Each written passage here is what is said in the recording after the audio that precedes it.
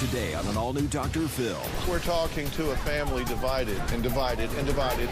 What began as a mother and daughter custody battle I didn't have a kid. Woo, who's out there? resulted in an all-out brawl on the Dr. Phil stage. My mother ended up having an affair. With your boyfriend? Yes. I am embarrassed for her. You should be sleeping with an 18-year-old cheating on my father. I have never cheated on my husband. I'm crazy because of you. And it keeps on going. Look at Larry King. How old is Larry King? And his wife is half of his age. Larry, I didn't bring you into this at all. Restraining orders, court dates. I filed a restraining order. It's in your handwriting. Did you guys get a season pass to the courthouse? And Dr. Phil takes a side. I got a real problem with inviting the court system into a family. You don't give a kid a job. Coming up. Let's do it. I want you to get excited about your life. Here we go, in 10. Stand by, camera 6. If it's happening now, we're going to deal with it now. Stand by, Dr. Phil. This is going to be a changing day in your life. Stand by A, and roll A, track it. Go, Dr. Phil.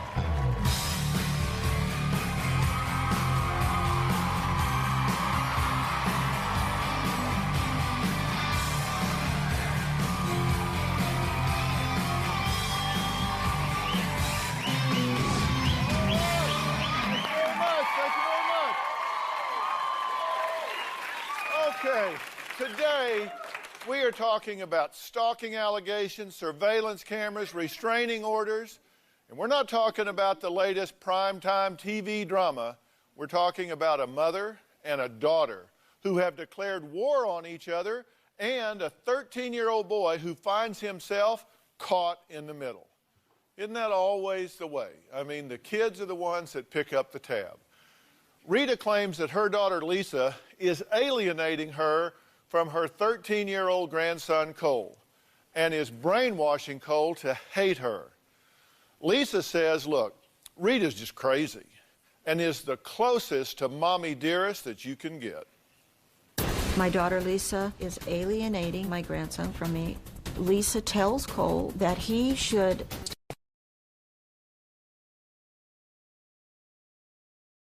Rita. I call her Rita because I don't feel that mother connection with her. I just feel hatred. Rita has no ethics, no honesty, no loyalty. She's not a mother. She's an evil person. Lisa is very confused, and as a result, I've been forced to take Lisa to court. She's going to be honking, and you're still going to be sitting here. Rita is forcing Cole to spend time with her. You ready? Come on. Rita doesn't care what Cole wants. It's a power struggle. This is about Rita trying to control my life. It's not me that's trying to control Lisa. It's her husband, Brian. Had she not married him, I would still be involved in her life and my grandchildren's. Rita's crazy. I heard that she's placed a tombstone in her backyard with my name on it. She's obsessed with seeing Cole to hurt me. Lisa's brainwashing Cole against me. They recite this prayer: please keep that witch away from our family. If we see her, do not look at her. Rita wants everybody to think I'm poisoning Cole because that's how she gets the attention. Rita's self-absorbed and self-centered. She's probably the closest to the mommy dearest that you'll find. I only see Rita if we're in court. I've gone to court with Lisa at least 15 times. I had to go to court for a restraining order against me. Another time was a restraining order I was placing against her current husband. Rita attached my ex-husband's wages and levied our bank accounts. I was pregnant at the time. I had a miscarriage. I don't even know how we're going to make her rent payment when we can't even make our mortgage payment. She said, I'll take her husband's motorcycle, I'll take his truck. In 2006, I won my grandparents' rights case. The court awarded me 1 weekend every 3 months plus Christmas Eve with my grandson. But Lisa is not obeying the court order. Rita's made us all miserable. I want Rita completely out of my life. I don't want to see her. I don't want to hear her name. I'd like to have her name taken off my birth certificate. Well, we're here with Rita, Lisa, and Lisa's husband, Brian. And I'll just tell all of you from the beginning, I have one interest in this, and it's Cole. I mean, that's the reason that I'm here. That's the reason that I'm talking about this. You said that you were nervous about being on stage with Brian. I did. There has been threats against me by him in the past, and I just don't feel certain if it would have been good for me to be on the same stage with him. Okay, so it is physical. It is physical, yes. Okay, well, that ain't going to happen. Okay. We're all clear about that. That's not what we came here to do, right? No. Okay. So you believe that this is not a loving, supporting mother and grandmother, but an evil woman. Yeah, I do believe she's evil. I was dating my best friend's brother for long, probably close to a year, and my mother ended up having an affair with him. With your boyfriend? Yes. What do you think of your daughter? I think she's confused. Well, she says that you call her an ignoramus and a mental case. I have never called her that. I have never called her a bad name. She said it wouldn't surprise her if you had a tombstone in the backyard with her name on it. I don't know where she comes up with some of these things. Did you burn her baby pictures? No, I did not. Did you throw away all of her hope chests? No, I did not. Did you sue her for that? Yeah. Okay. You had a miscarriage in '93. You blame her. Yeah. Why? Because I was pregnant. It started with a restraining order on me and my first husband, Keith. And then from there, it went to another lawsuit where she said I owed her money. And then from there, it went to levying our bank account. Did you sue her for money damages? I appealed the lawsuit, so I would say yes, I did sue her. I'm sorry. Why are we suing each other? What?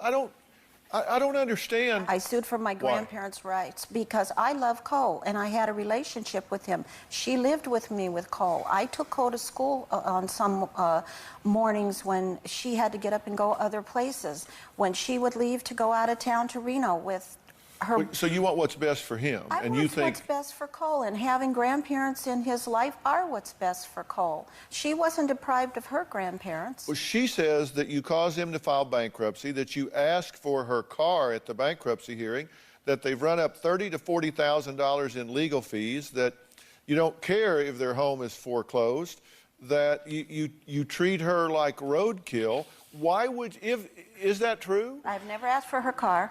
I have never called her a bad name. I have never asked her for anything. Are you stalking her? No, I am not. Are you stalking the child? No, I am not. Because they say you're sitting down the street from the house, you're driving around the neighborhood, you're going around the kids' school. No. That they moved and changed their phone number and that you found them anyway. I didn't find them. My youngest daughter, Deanna, gave me the information. Plus the fact... Have you told people she's a drug user? I never, well, yes, I probably have. Okay. And that's the reason, one of the reasons that she's in the state of mind that she's in today, possibly. You think she's a drug user? No, she's not a drug user now. But you think she was? She was. You told I people lived that? with her. I lived with her when Okay. she was. Did you go online and pretend to be a teacher and harass her? I didn't harass her. I went online, and this was brought up in the court trial because she moved. I didn't have information. I was hearing things from some of her friends about the children. Did you pretend to be a teacher? I did, so I could find out about my grandkids. Okay, well, we're going to take a break. When we come back, I want to talk about what Lisa's done to fan these fires. We're going to hear from Cole's biological father, Keith, who says that Rita is a habitual liar and a control freak. And the kid's caught in the middle of all this. So I'm just trying to sort it out because I want this to end. By the time we're through today, I want to have some plan for peace. We'll be right back.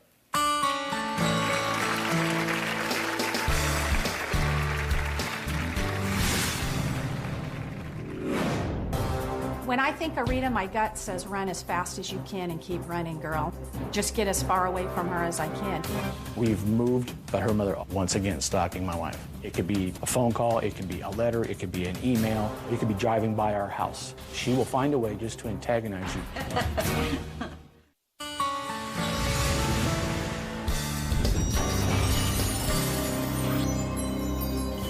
Rita treats me like I'm roadkill. She keeps packing away till there's nothing left. I don't even want to answer my front door. I'm afraid it's somebody trying to serve me. Every time I get paid, I know I better put a percentage away for the next attorney. I've already claimed bankruptcy once. My house is in foreclosure. If you really, really love your grandchildren, why would you want your daughter to lose everything? So can a child be brainwashed to despise his own grandmother? That's what we're talking about today. Now, Lisa says that she calls her biological mother because she doesn't want to refer to her as her mother, Rita, is obsessed with ruining her life and using her 13-year-old son, Cole, as a weapon to create that havoc, to ruin her life. That's her lever, that's her hammer to get at her.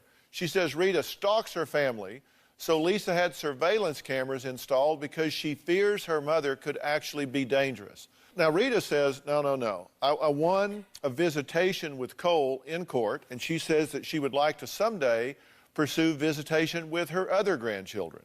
Now, Lisa's ex-husband, Keith, who's Cole's biological father, has a stake in this scenario as well. Take a look.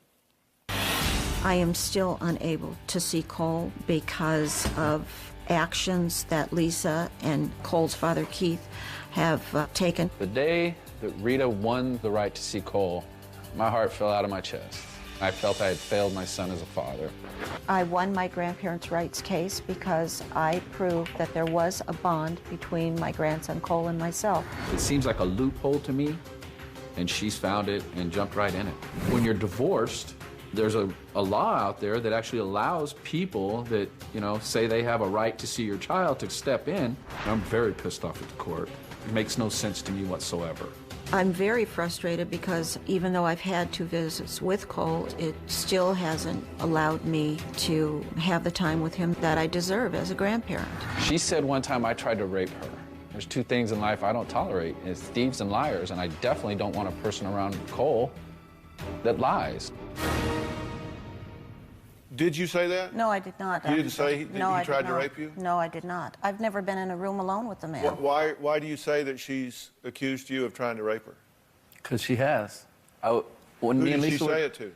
Lisa, when we were together, married. We actually lived together in a house. She said I was sneaking under her door trying to get in and rape her. And, did she say that? Yeah, she did. She said he was looking underneath the crack underneath the door, and that he was trying to get in. He wanted to rape her. Did you say that? No, I did not. Your tongue alone can send you to hell, and I'll tell you this. If that was the case, I wouldn't have left it at there. I would have called the police, and he would have been spending his time in jail. You can't call if there's no evidence, but you can ruin a relationship with your You don't have to have lies. evidence for rape. You can call, and they'll initiate the case. I would have went in for an examination, whatever it took. No. Okay, so why are you here? I just want to be free. I don't want Rita's shadow on me Why have anymore. you engaged back and forth with this lawsuit stuff? I mean, you've got children involved here. You've got Cole in the middle of all of this. Why are we in this? Listen, I got a real problem with inviting the government, inviting the court system into a family. We had no choice. She filed it. We have to appear. We have to make our case. I was left with no other alternative. This was it for me. She don't see any of her grandkids. She's never even asked for, since we haven't talked in 2002, she's never sent even my 2 little ones a card, a birthday card. She's never tried. Excuse me, when her youngest was born, I didn't even know it. Good. I didn't want you to know. I didn't want you around me. She gave gifts to the children? No, she never gave gifts to the children. Did you cut them up and put them back on her lawn? No, I didn't even have children. And when she's referring to the restraining order in 1993... She says you cut up the gifts that she bought for the kids and left them in her yard. What gifts? She did a drive-by and threw it out of her window. Oh, you're so full of it. I wouldn't go in your neighborhood and do a drive-by. I have tried everything that... Wait a minute. These are factual matters. This isn't... Somebody is lying. Did you or did you not take gifts she had purchased for the children, shred them up, and throw them on her yard? Absolutely not. What gifts? She did. I swear on my life. So you're saying that's true? It's absolutely true. I have no reason You could pass a polygraph that's true. Yes, I could. Do you see her do it? I hope you're a good liar. I'll did take one see right her now. Do it. Right now. I saw the Cadillac pull up out front. What Cadillac? An old brown Cadillac. What year did you see the Cadillac? What year? This was 1990, I didn't 1991. Cole Cadillac wasn't was even gone. born until 94. It was gifts that I had. I didn't have a kid. Woo! Who's out there? It was gifts that I had purchased for my grandchildren. Right. And when my grandchildren She shred them up, threw them on your shred yard. them up and 84? threw it Our in my grandkids front weren't yard. born yet. She didn't. My sister's kid, she might be talking about. I didn't have kids. This was right after do, she I wasn't filed aware. against me. Are in you sure court. it's the right daughter? I'm positive she was driving. Yeah, I are know you the two sure? of them. Okay. So you didn't do that. No. Do no, you? No. My son was there that day. Really? What was he? 2? And who's brainwashing who? You're annoying. That's Well, I'm your 19 problem. years You from are old. annoying. Good. You're I'm glad I'm annoying to you disrespectful, because you're I'm annoying. returning the favor. Where's your son? He's right there. Okay. Did you see them throw these shredded up toys in the yard? I remember there was a bag full of just shredded up toys, books, stuff that she had bought for holidays and had given to the kids. Now, my sister returned some stuff to her No, she did when she not. quit, when her and Rita had an argument. No, but I she didn't have kids, so she didn't give my No, she kids did toys, not. and I didn't shred toys and go by our house. Do you tell your kids that Rita is a witch who will burn them? No, I would. You know what? I would never tell my kids that. I go to church. Do you finish prayers by saying "and protect us from the wicked witch"? No, I grandmother? would never even say. Well, you know, that must be something you made up about your own self. That Good was, analogy. that Fits was perfect. testified in court during the grandparents' Yeah, rights, by Dr. your Phil. sister who you put in jail and filed a restraining order. Did you file a restraining order against your sister? It was an order that the judge filed for her to stay away from me. That's a restraining order. No, it's not a restraining order. Okay. Coming up, find out the real reason Lisa is so upset with her mother, Rita. Does it go back to high school? What does her son have to say about all this? I'm just trying to find a thread I can pull towards sanity, towards logic, towards peace. We'll be right back.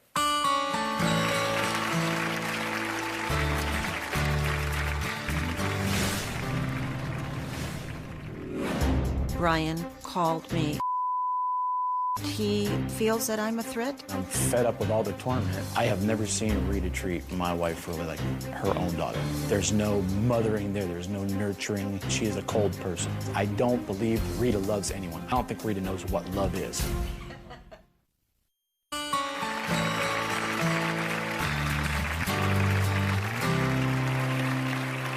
Well, we're talking to a mother and daughter who've been at war with each other for really almost a lifetime.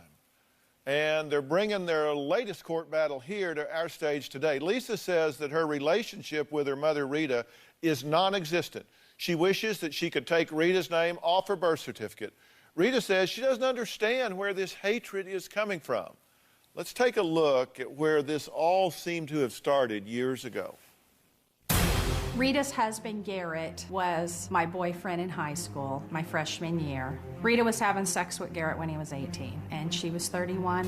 At 14, this was a huge betrayal. I was in shock and embarrassed. I think Lisa did consider Garrett a boyfriend, but I don't think the feeling was mutual. It was horrible. I watched my dad cry every night.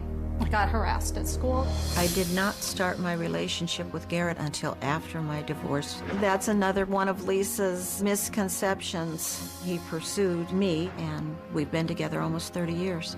We lived in a small town. I was the brunt of a lot of jokes. Where's your mother, sleeping with your ex-boyfriend? Okay. Does that seem right to you? Right in what way? That she's lying, or right in that I did what she says I did? Well, did you start dating her ex-boyfriend when you were 31 and he was 18? No, I didn't. Did you start having sex with him when you were 31 and he was 18? No, I did not. Am I missing the math a little bit, or did you? I'm 44, and she's been with him 30 years. So first of all, she never dated, really. She had a severe never crush dated on him. my husband, and her father and I both told her, he is too old for you. They You were are going to not high school going to together? date. He was a senior and she When was I a was a freshman. freshman. She had just started high school. Were you cheating on Yeah, I your? wonder why. I have never cheated on my Jeez, husband. I'm crazy because of you. You should be ashamed of yourself. Yeah, I'm you embarrassed should be, for Rita. her. You should be ashamed You're of embarrassed for yourself. her? I am embarrassed for her because I'm I embarrassed raised you were her to sleeping have with an 18-year-old morals and and integrity. cheating I on my thought. father. But somewhere something's gone wrong with her. Weren't you kind of old to be dating him, or I not wasn't dating him? dating him. I wasn't dating him. And I mean, you look at Larry King. How old is Larry King? And his wife is half of his age. I mean, it's always the misconception. It's okay for the guy, but it's not okay for the woman. It's okay when you're 30. Larry, I didn't bring you into this at all. I didn't say squat. Nothing. But I mean, come on. Is there just bad blood from, I mean, did this start there and it's just boiled up until now? I've tried to forgive her a lot, but it always ends up in the same. There's no trust. My husband's walked her down the aisle twice. All of our grandkids know as my husband as their grandfather. So I still really love Garrett. He's a nice person until you drove him crazy. Now he's half the shell he was. She thinks because she has a friendship or a platonic relationship with a man that after that point, she owns that man. That man is supposed to be... Do I own you? Or are we pretty good darn friends? Be there for her whenever she needs him. That's always her best friend. She doesn't know how to separate hold on to friends. herself. That's something you don't know. Let me tell you, is there a tug-of-war going on here and Cole is the rope? That's not my purpose, no. Are you... I don't tell Cole anything. This relationship for the grandparents' rights is between my relationship with Cole. It has nothing at all to do with her, how many people that she's with, who she's been married to.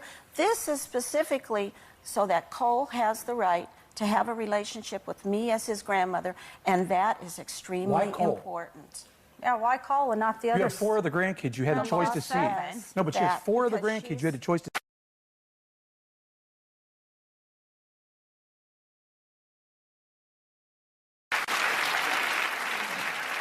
Well, what do you want to say? I want to say she has 7 grandkids. One is 22, chooses not to see her. Her husband filed a restraining order on him. She has one 18 that does not want to see her. Lisa filed the restraining order. I did not. I filed a restraining order on my nephew who I love and adore. It's in your handwriting. Oh, please. Well, did you guys get like a season pass to the courthouse or something? Oh, we have. We should have our own parking spot there. Every time she files, I have to respond. If I don't respond, I filed one on you and got it. Why did you try to take this to Judge Judy then? How ridiculous! You know why? Because I want the whole world to know what you are, because you get away with everything you do. Judy, I didn't bring you into this either.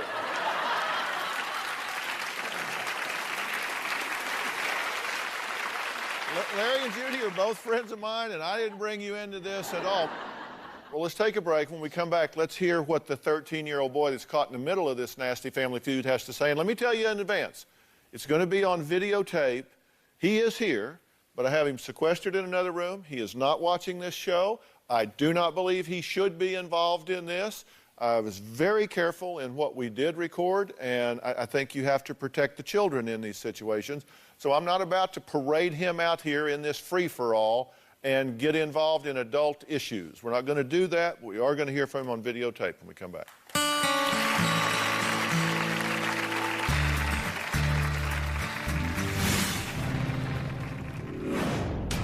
Cole won't go to Rita's house and spend the night there unless they're going to handcuff him and force him into a car and duct tape him to a chair. Somebody needs to hear what Cole is saying. She needs to listen.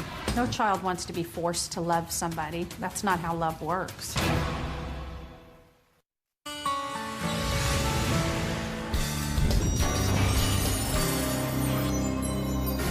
I really hate Lisa. She's Cole should know that my mother is a very loving grandmother. Rita controls her son. He's a puppet. Sean is 25 years old, still lives at home with mom. Keith is pussy whipped. I believe Keith and Lisa are having an affair, even while she's married to her current husband. Well, today we're talking to a family divided and divided and divided and divided. Lisa, her husband Brian, and her ex-husband Keith all agree that Lisa's mother Rita should not have visitation with her 13-year-old grandson Cole. They say she's evil, that she's vindictive, and that she uses the court system to attack them, harass them, and control them. Rita says she will stop at nothing to fight for her grandparents' rights.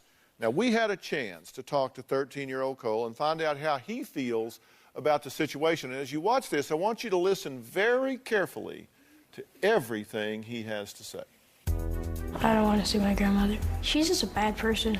My grandmother is taking us to court for the right to see me. I've told her over the phone that I don't want to have a relationship with her, and she just ignores that. I've had visitations with her twice.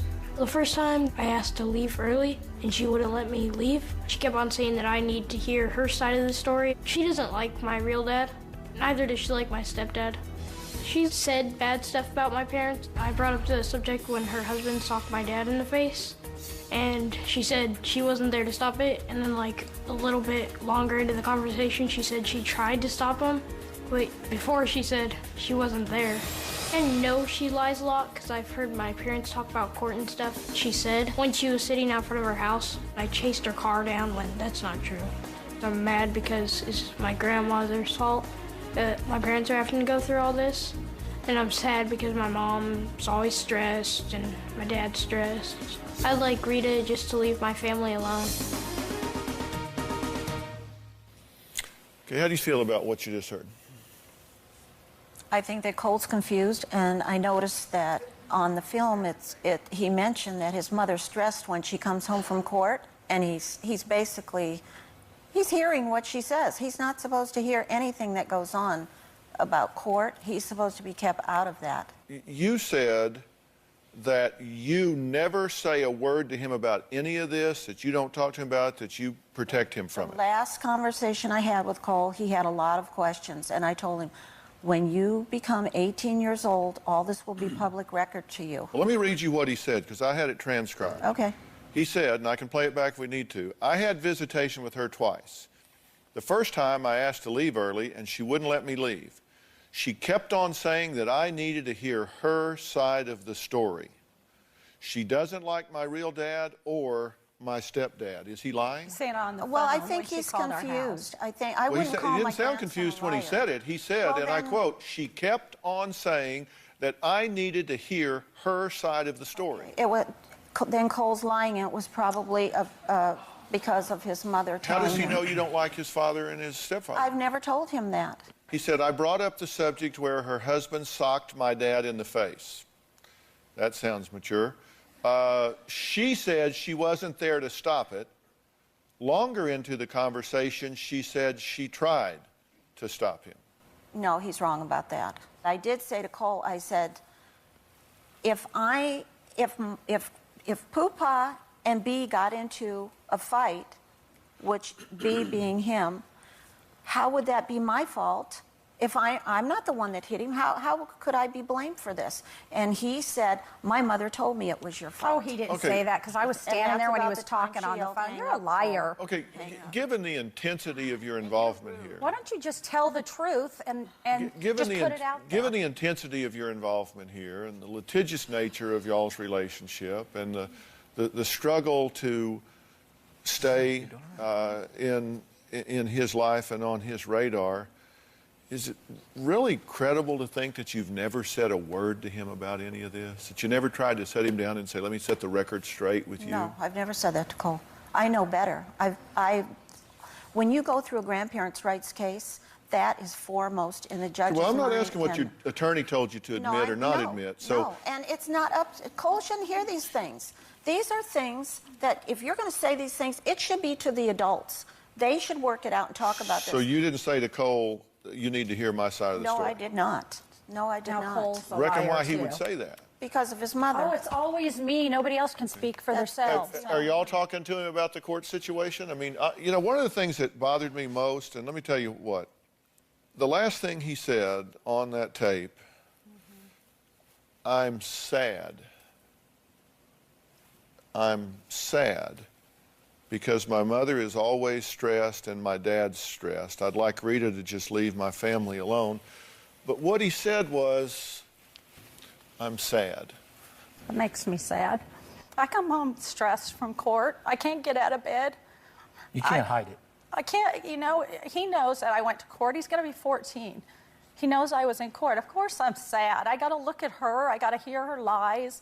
I'm a good mom. And he's a wonderful dad. And he's a wonderful stepdad. And we have no say in court. Nothing. Only Rita. But she's a con. She's an awesome liar. All right, coming up, is there any chance that these women can put their differences aside? Any chance whatsoever? We'll be right back.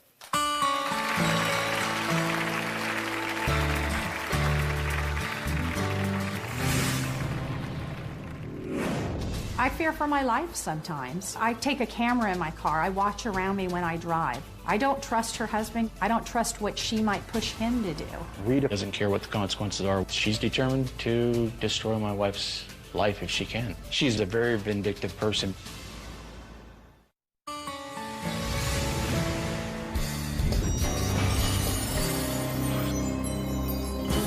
The relationship between Rita and Lisa is it's like a war. I don't trust Rita. I honestly believe that she's crazy. Something's not right. Lisa can be vindictive. Lisa tried to convince my daughter Deanna to file kidnapping charges against me. For Lisa and Rita, the future looks like Baghdad.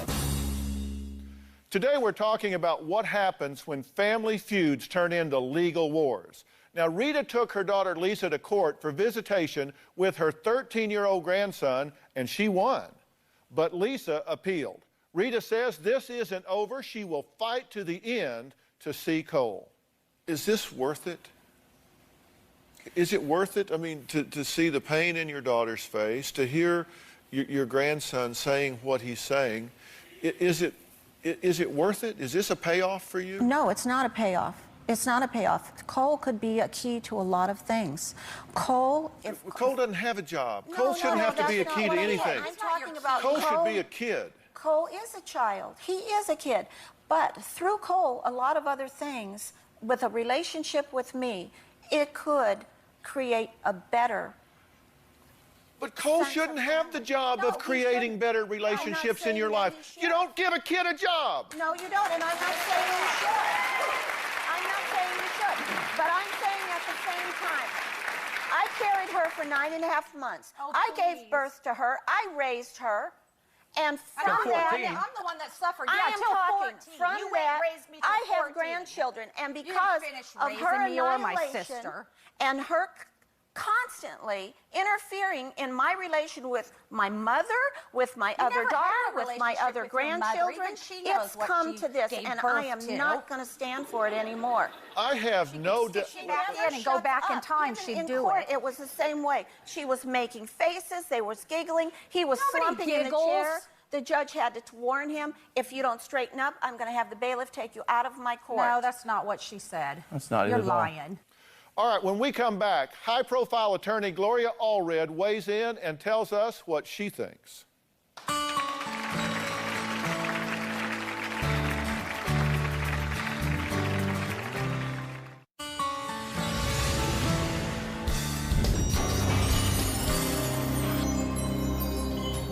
I've only seen Cole 2 times in the last 5 years. I have 2 other grandchildren that I would love to get to know. Lisa's youngest child, Dalton, I didn't even know when he was born. I have never seen that child. I don't trust Rita. I know what Rita's capable of. She's good at manipulating people. And when you mess with somebody's mind, especially a kid, it can affect them for the rest of their life. It makes me angry. I'm going to stand up for my rights because I am going to see my grandson and have a relationship with him. Family is everything, and in the end, that's all you have.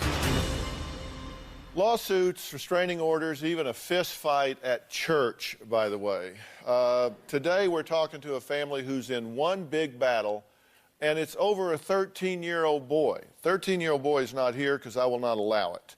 We're back with Rita, who says her daughter Lisa, son-in-law Brian, refused to allow her to have court-ordered visits with her grandson Cole. Now, Lisa and Brian say Rita has been telling vicious lies for years and years. Now, Cole's biological dad, Keith, is also here. He agrees that Rita is the root of the problem. So the biological dad, the stepdad, the mother all agree. Gloria Allred is here to answer some questions about grandparents' rights because I know all of you are wondering where these lines are drawn.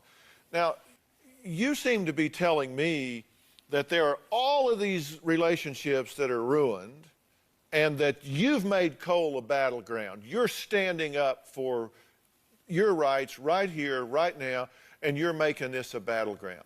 Is this not really about Cole? Is it about all of these other relationships that you say have been damaged? No, I don't feel I'm making it a battleground.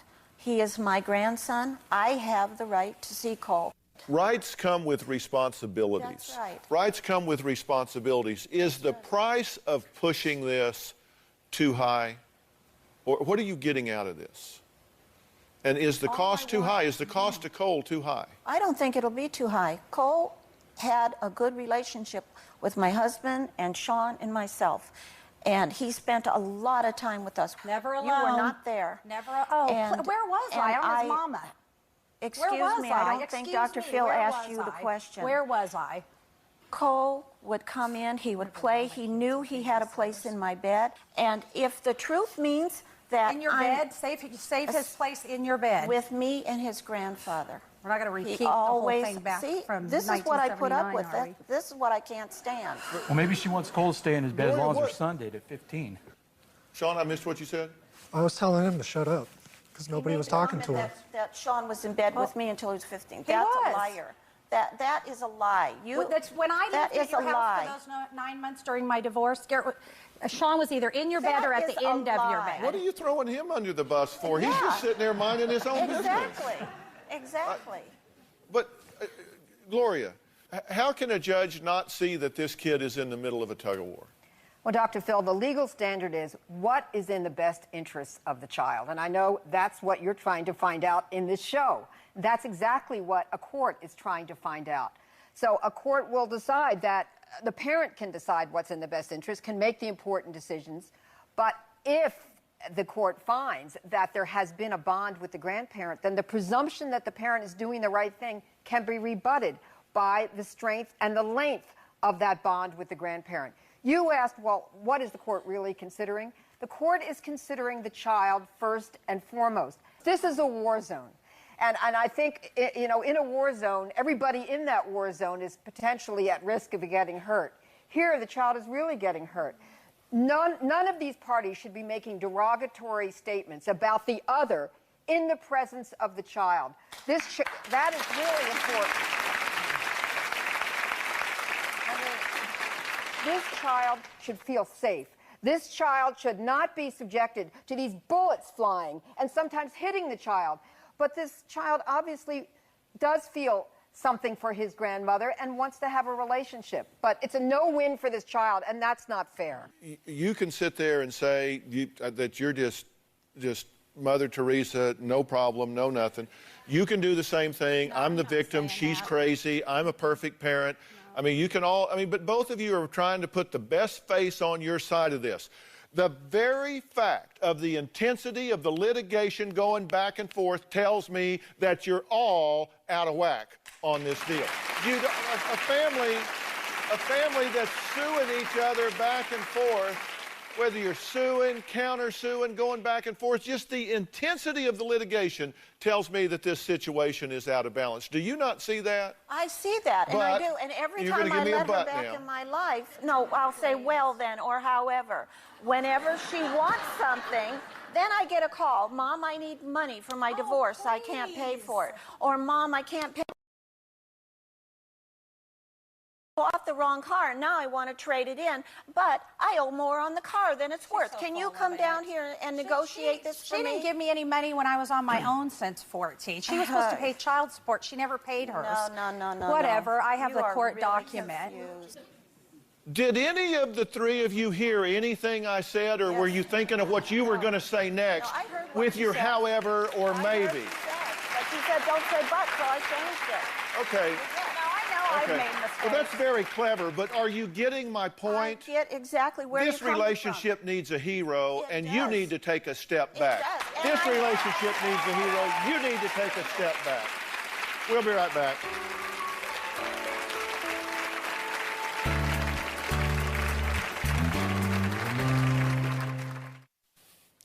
We're talking about family. People always wonder why we bite hardest at those that we are closest to, and it's because we have so much invested with them. We have so much history here. But what I'm trying to get you guys to understand is you went to court and got visitation rights. Okay, you got them. You got them. You're going to appeal them, right? Yeah, we already have. Okay. You're appealing those. Yeah, it's already been the decision already. Okay, so the decision is that she gets to have the visitation. Okay, if that's where you are, then that's where you are. Just stop the battle. You know, there's two rules I say don't ever violate with a child. Number one, don't hold them responsible for things they don't control. And don't engage them with adult issues. Don't engage with adult issues. It's not his problem. Children have a unique ability to figure out how everything that goes wrong is their fault. You don't have to like each other. Sorry that you don't, wish that you did, but don't make him pay for your problems. Gloria, thank you for being here today. I appreciate it. So long.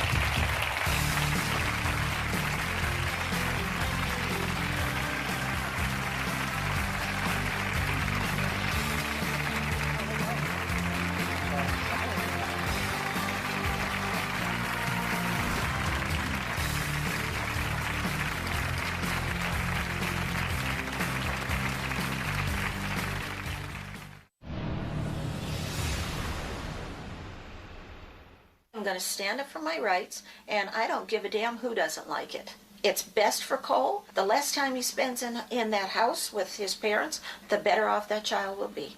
Rita will not back off. She will follow this to the very bitter end. I feel guilt because my ex-husband has to live through my pain still, and then B, he has to lose everything fighting for a son that's not his. I can't get away.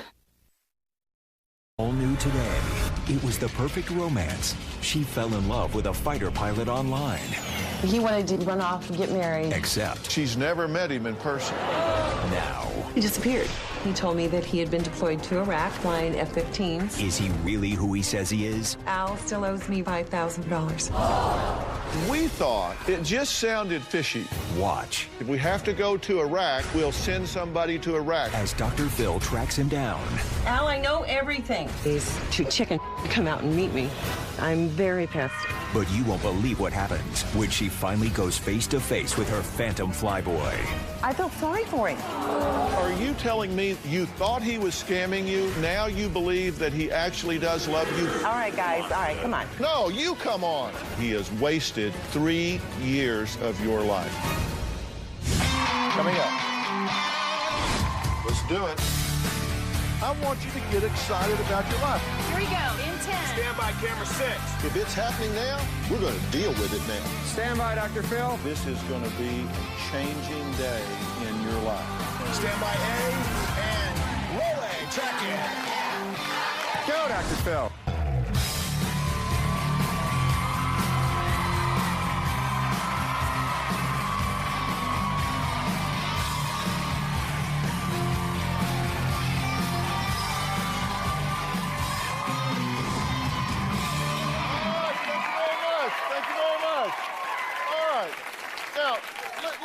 You a question, and you have to answer this honestly, because I want you to think through this with me the entire show today. When you meet people, you always try to put your best foot forward, right? You wear makeup when you go out. You want to look nice. Sunday best when you go to church, right? I mean, I show up in a suit and tie because I'm wanting to look credible. Okay? But is that honest? Is it really who you are? Is there a point at which your best foot forward is so different from who you really are that it could become a deception? Kind of like bait and switch. I'll show you one thing, but you get something else. What do you think people would say if they knew the real you? Not the professional you or the you that is on that first date behavior, but the person you are behind closed doors when nobody's watching. Now, my first guest, Carrie Lee, found love online.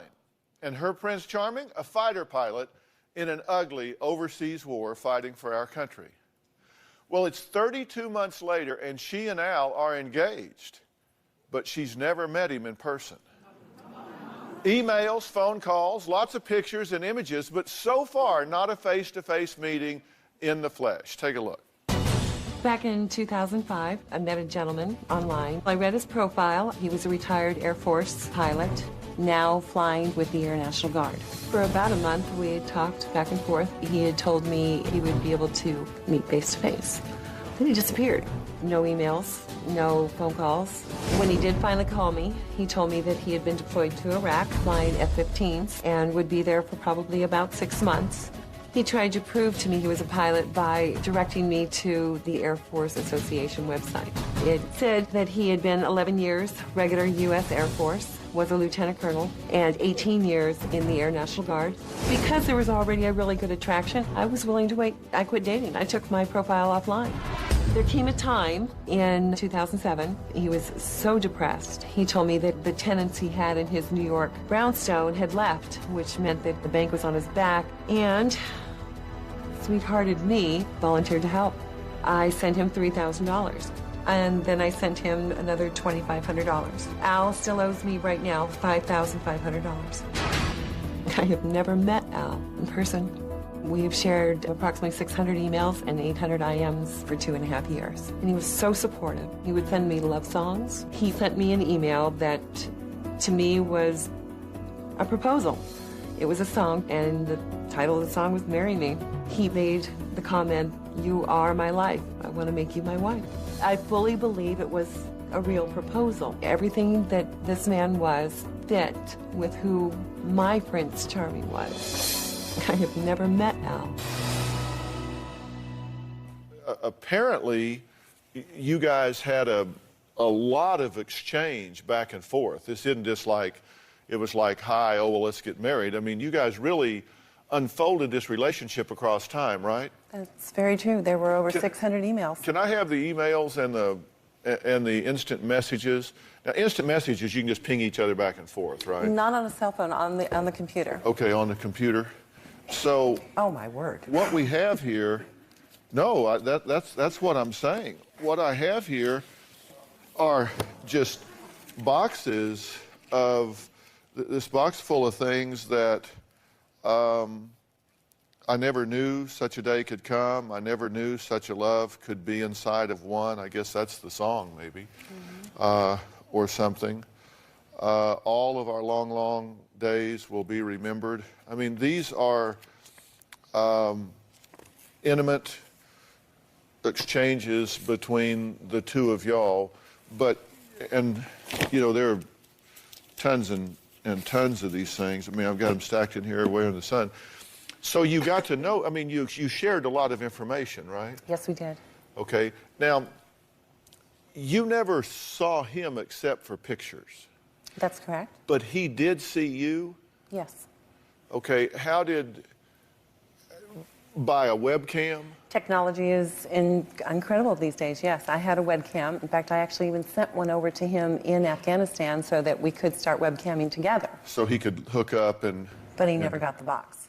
You got on the webcam and let him see you? Correct. Okay. What was his reaction to that? You'll find it in there. It's wow.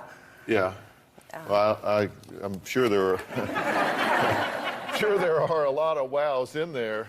But you thought he was the one, right? You took your profile down. You said, this is it. I mean, this is the kind of guy that has the values, the beliefs, the focus, the things that I'm interested in. I mean, you guys actually talked about the logistics, the date, not just the starry-eyed stuff, but the real things about life. Yes. And he was willing to do that and even take emergency leave when you were going to have some surgery done, right? That's what he said, yes. Okay.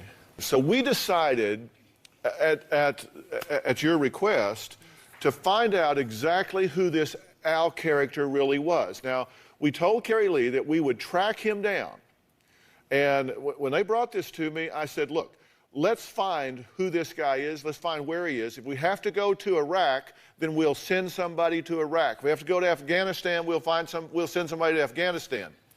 So we started looking, and this went from Maine to Florida and now to Los Angeles to get this lady some answers. We're going to talk about what they are when we come back.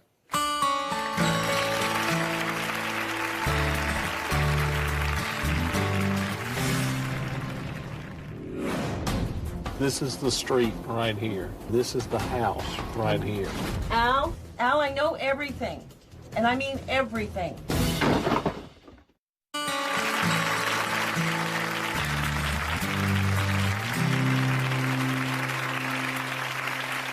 being that most people tend to trust themselves, we believe that we know our spouses, our siblings, our friends.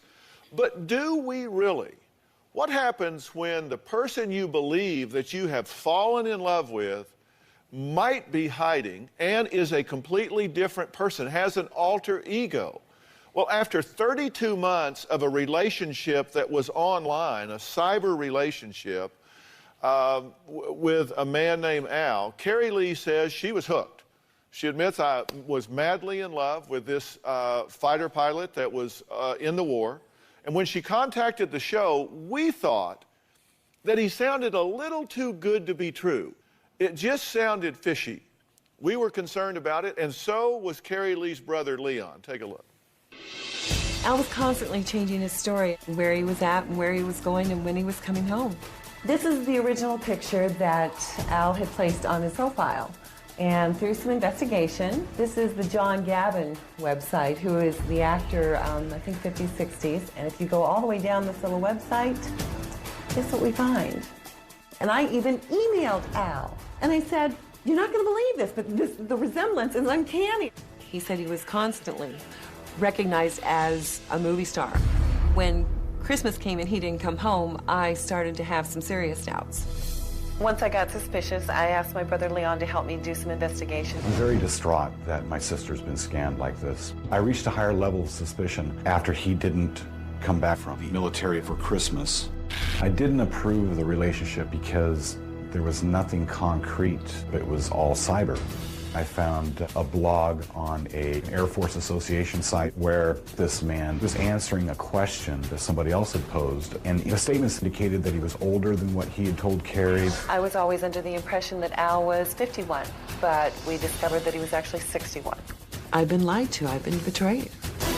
He sent me pictures of his car with the license plate on it, and so I took it over to the police department and had them run the plates. They did come back to Al. This whole time, he told me that he's been in Iraq. He's actually in Florida.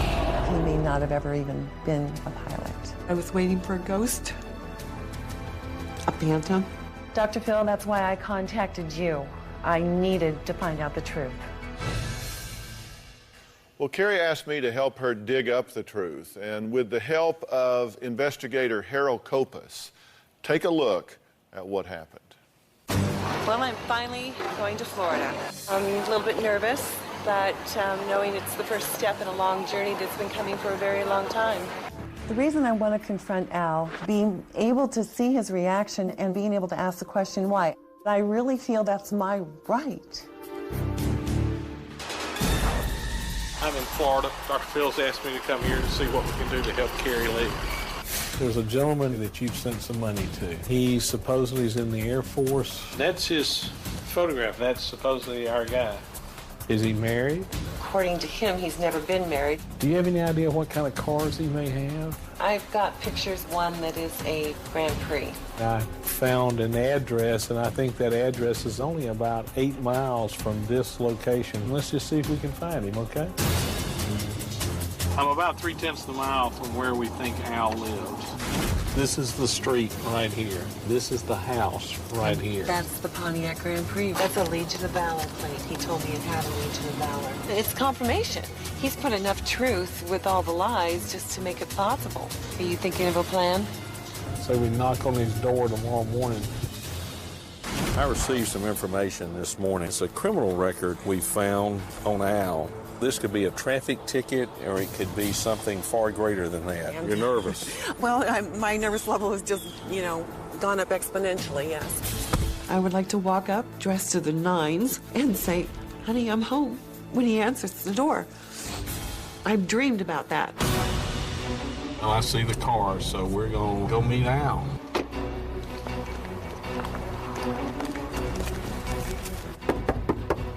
Al? What is that about? Oh, are you Al? Do I sound like Al? No, you don't. May I see Al? No, he's sleeping. What is this about? My name's Harold Kopus. I'm here to see Al for just a minute.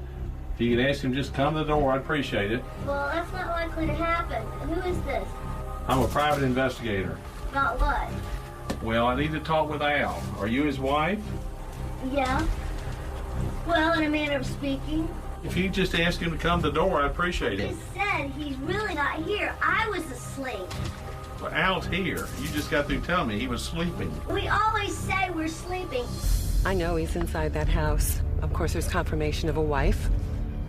I also know that he's too chicken to come out and meet me. I'm very pissed. I am infuriated. This man has put me through hell, and he can't even have the guts to walk out here and face me. I bought this box. It is the Christmas gifts that I had ready for Al the last 2 Christmases when he was supposed to come home. I want to leave these here. He needs to have them. Al, this is Carrie Lee. Please come to the door. Al, I know everything. And I mean everything. I have your Christmas presents here for the last 2 years. Oh, this is so childish. How many times have you told me about the Air Force Creed and what it meant to you? What happened to the honor, the integrity? I guess honor is dead.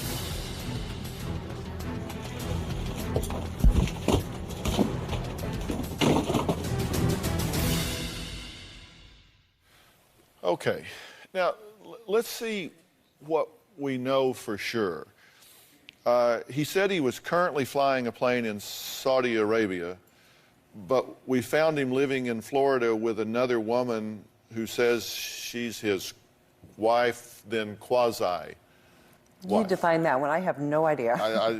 Harold, that's what she said, right? Quasi? Quasi-wife. She even then changed it to say, well, I just live with him. Okay, so wife, quasi-wife, I just live with him. We're supposed to be flying a plane in Saudi Arabia, and he's living in sunny Florida. He says he's a lieutenant colonel in the Air National Guard flying F-15s for ground support in the war, but he's not registered as a pilot, and he says he flies for Delta when he's back home. They say they can't confirm or deny, but he's not registered there. He says he's 51. It turns out, we find out that he's 61. He says he has 3 brothers and a twin sister. As it turns out, he has one brother that's now deceased. He says he's going to pay you back the $5,500 that you gave him. I knew I was going to get blasted. and he hasn't given you a dime. He says that he's going to talk to the military chaplain about marrying you so he can put you on benefits, and that his brother is a surgeon that can do some reconstructive surgery that you have planned for for your jaw. But of course his brother's dead. So it's going to be hard to do the surgery. And he was going to take leave, and he says he owns a brownstone in New York City, and that's kind of what he needed some money for, right? Because his tenants moved out. And Harold, you found no record of him owning any property anywhere, not in New York, Florida, Saudi Arabia, Afghanistan, Iraq, or anywhere, right? Nothing. And your brother, he's been nervous about this from the beginning, right? But he's been very supportive of me and hasn't really vocalized much of that until, of course, I started having really strong doubts. Okay, well, we're going to talk to him when we come back, and we're going to find out what happened in the hours after Carrie Lee dropped Al's Christmas presents on his door. You're going to be real surprised, because this story isn't over.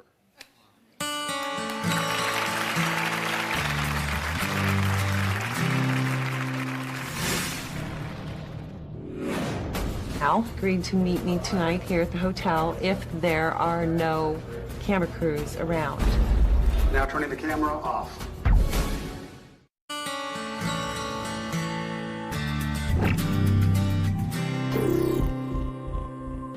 I've been completely scammed. I feel that none of this was real. Just 3 hours ago, he was IMing me and frantic because he couldn't get a hold of me.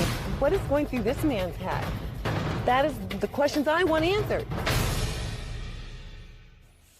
Well, we're talking about people who deceive spouses, relatives, girlfriends, boyfriends by pretending to be a completely different person. Now, Carrie Lee started suspecting that her online boyfriend turned fiance, Al, wasn't who he appeared to be. And after 32 months of believing he was a fighter pilot in the Iraq War, Afghanistan and Iraq, currently flying F-15s overseas, she traveled to Florida with the help of our investigator, Harold Kopas, to try and find out. Now, both he and Carrie Lee confronted Al at the house. He refused to come to the door, which I thought was really punk, that he wouldn't come talk to you and look you in the eye. Later that day, Al agreed to meet with Carrie Lee for the first time in 32 months. He said, I'm going to come out, I'll meet with you, but with no cameras. Take a look. Came up to my room and found an IM from Al. He has agreed to meet me tonight here at the hotel if there are no camera crews around. For security reasons, I will be right there near you. Okay, let's go. Let's do this, okay? Now turning the camera off. I finally got to meet him. It was emotional. He was extremely nervous, agitated, almost in tears. It was almost like a child who got caught with his hand in the cookie jar. Al is much older than he said he is. He's a fairly attractive man, and he's definitely not John Gavin. My perceptions were correct. He does have extremely deep feelings. I'm a little concerned that it might even be borderline obsession. He did tell me, yes, that he did work for Delta, that he had been 11 years in the Air Force, and now 18 years in the Air National Guard. When I asked Al about being over in Iraq and Afghanistan, he says, I was over there in 2002 and 2004. I just didn't tell you when. The woman at his house, he tells me a lifelong friend, and is a very emotionally disturbed woman, and there's no one to take care of her, so he lives in the upstairs of the house, she lives in the downstairs because she has nowhere to go.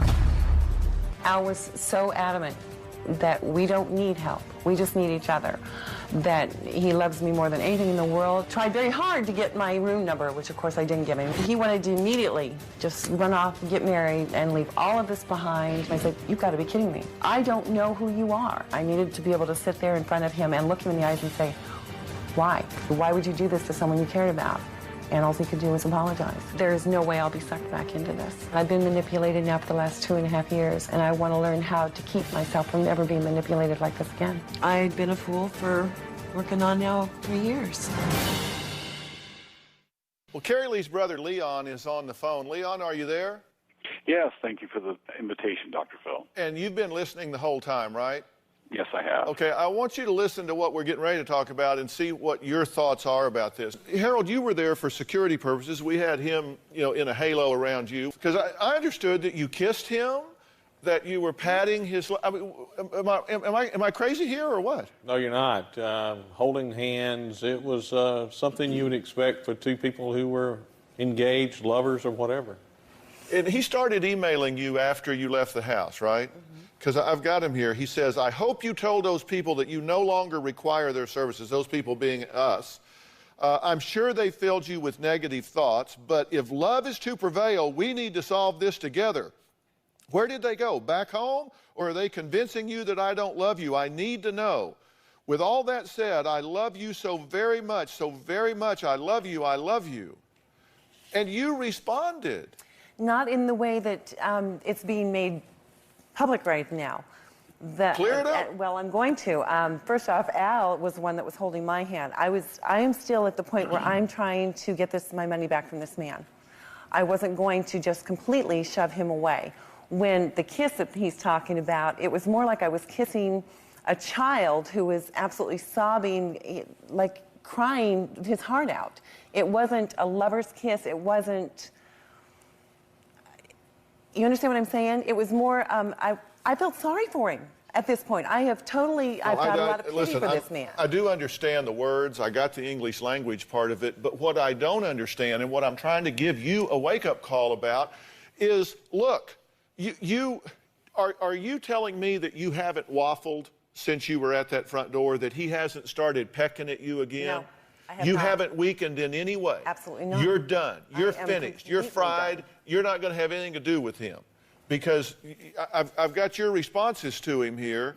And now, Dr. Phil, understand my responses are still to keep communication with this man because I need to get my money back. That is the only reason you're going to read those responses. They're sounding loving and supportive in any way, shape, or form on that. Okay, if you're saying that you're manipulating him now, exactly. I'm liking that. I am. Because I want you to get your $5,500 back. That is what you're reading there. That is not that my heart is going to... It's gone out to him that I feel sorry for this man, yes. But am I going to be back involved with him? Absolutely not. Okay, did you tell our producer, Astra, yesterday that you thought he was scamming you, but now you believe that he actually does love you, but just went too far? Yes, I did say that. That's waffling. Leon, help me. No. It's not waffling that my heart is going back to this man. It's what I believe. I don't believe the man actually intended to scam me. I don't know. I mean, to get the money. All right, guys. All right, come on. Okay, Leon. No, you come on. Originally, you got to believe that he was scamming you. At some point in time, you might have gotten caught up so bad that he couldn't find a way out. But you guys developed a relationship, and you definitely, I have to say, Dr. Phil, she's not waffling now. I believe that totally. And secondly, I think one of the reasons that she was trying to kind of keep things light with him after that initial meeting is because there was a goal of getting him on your show too. You would have a lot more insight of what he may need in order to stop doing this kind of thing, as much as she may need to stop doing what she's been doing. Well, Leon, I think you bring up a good point. We invited him till the cows came home to be on the show, to be on the phone, where he didn't even have to we'd never see his face. We'd just put up the movie star or whatever to talk about it, and he wouldn't do it. But the question I've got, has Carrie Lee learned anything from this situation, or is she going to be vulnerable to this again? I'm not picking on you. I want to be sure that there is great clarity here about what is true and what is not. We'll be right back.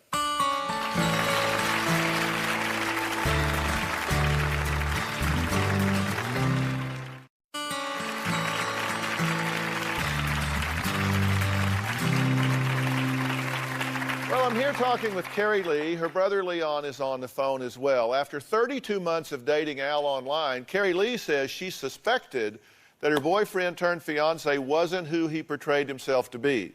Now, she says he claimed to be a fighter pilot in the war, currently overseas flying F-15s, but she later found out that he was actually 10 years older than he said he was, which put him at 61. He was living in Florida with a quasi-wife slash roommate slash door-answering sleep master who just, we always say we're asleep. That's how it is at my house.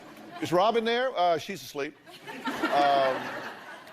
It just, I mean, it defies logic. But the whole point here is you've got to understand a couple of things. Number one, you don't have to settle for that. You are a beautiful, intelligent, articulate woman. You have a life. You have a career. You have so much to offer people. You don't have to settle for somebody that's selling you a bill of goods. So forget that. I mean, you sure don't have to do that. Secondly, you think that he may actually have fallen in love with you and just taken it too far. I don't know. I've not met the man. What I do know is that he perpetrated not a one, not a two, but a 3-year lie with you. He phonied up pictures. He sent you articles saying that he had been selected to fly the F-22, and when you found the actual article independent of the copy he sent you, his name wasn't in it. He put his name in the article and sent it to you and said, well, look here. What do you think was going to happen? That you were eventually going to get married, and then he's going to say, oh, yeah, well, I'm not going to fly the F-22. It turns out they got enough guys. I asked him that question. I absolutely asked him. I said, how did you expect this to end? My advice to you is that you forget the 5,500. You're not ever going to see that. I'm sure quasi-wife has soaked that up with groceries and rent or whatever. If the guy has a gut in his body, if he has any kind of integrity, he will send you that money, but you don't need to continue to just kind of lead him on to get the 5,500. Trust me, I believe that's gone, gone, gone. What you need to do is cut off contact, change your email, change your contact numbers, change everything you can so this guy doesn't show up on your doorstep stalking you and become some kind of a security risk to you. Dr. Phil, I did that this morning. At about 6 a.m., I had sent him a long letter, again trying to get him to appear at least telephonically here with you and me. Thank you. But I took a page out of Harold's book, and I got very, very tough with this man and told him there were 2 things he had to do, and that was one of them. The second one was starting to send money to me, but via my brother because I was moving. If he didn't, I was getting rid of my phone number, changing it, my email address. There would be no contact whatsoever. You need to stop contact with this guy. He has wasted 3 years of your life. What have you missed? What relationships have you missed? What joy, what fun, what things have you missed because this guy dominated your mind and your heart and your focus? Don't give him one more minute of one more day. My mama had always told me that my loyalty was my greatest asset and my greatest liability, and I've been kicked in the teeth because of it. Yeah, well, it's misplaced here. Yes, sir, it is. And it's time to move on. So really, let him talk to your brother, and if you hear from him, let Harold know. So we can stay on top of the situation. Okay. All right. Next, we're going to meet a 52-year-old grandmother who's on the other side of this alter ego. She pretends that she's 35, denies having adult children, denies having grandchildren. She's one of those people that says, misdirection, I'm not who I appear to be. We're going to hear from that side of this equation when we come back.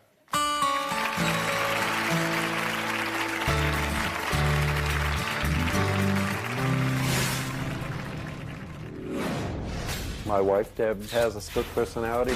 I am a 52-year-old grandmother. In my other life, people think I'm 35. When she's ready to go out, it's a big deal. Clothes, earrings, shoes. It's a different person.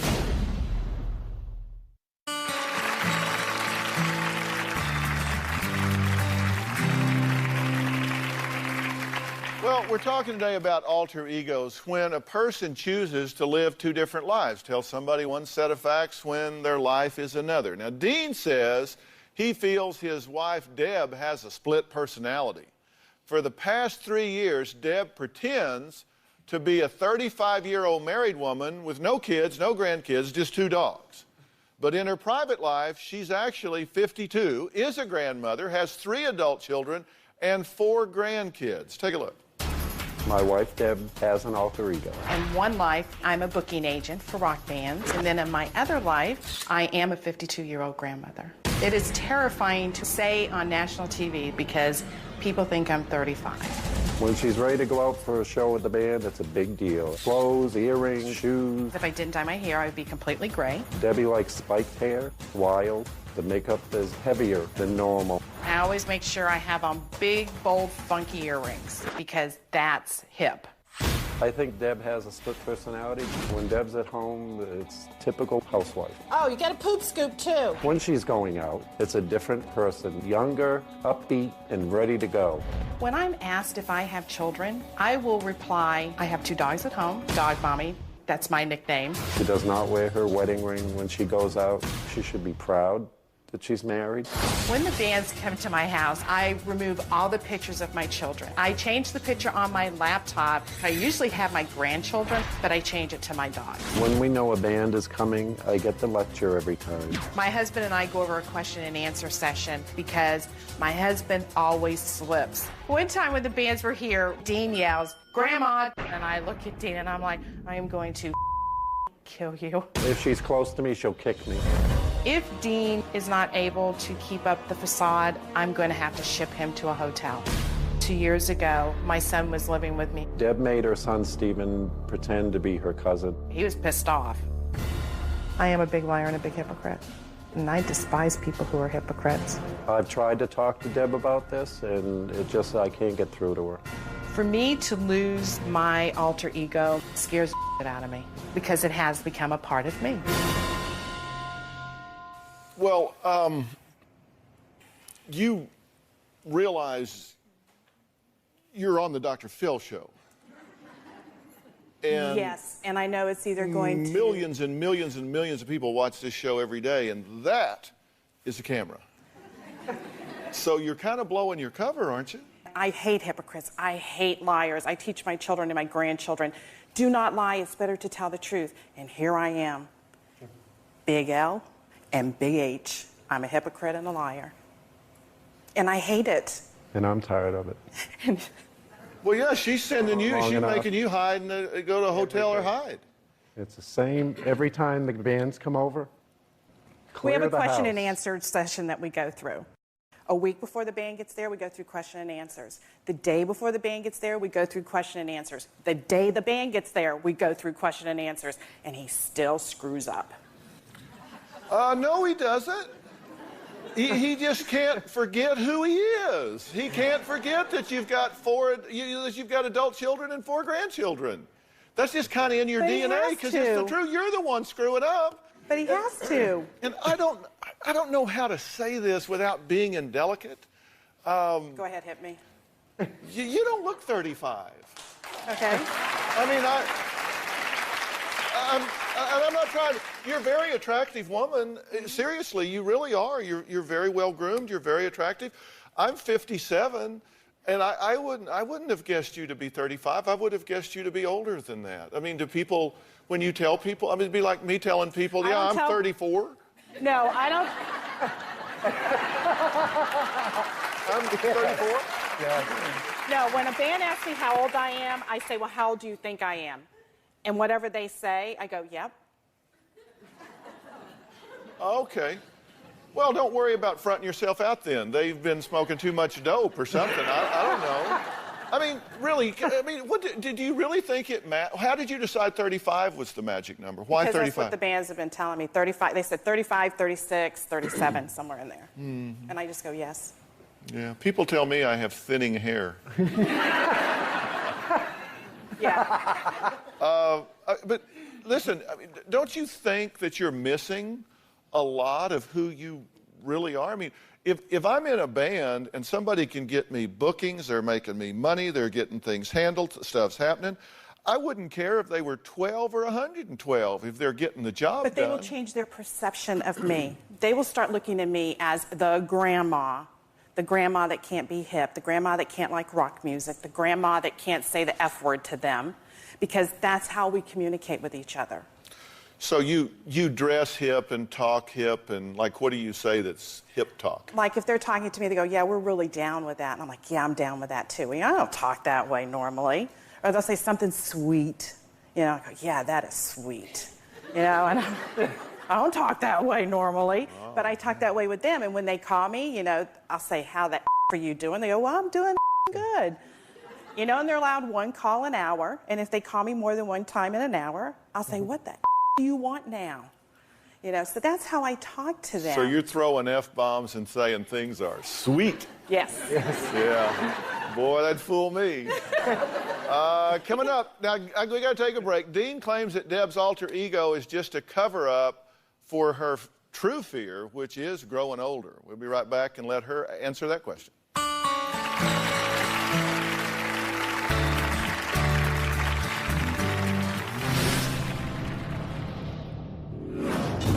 I want to come to terms with my alter ego.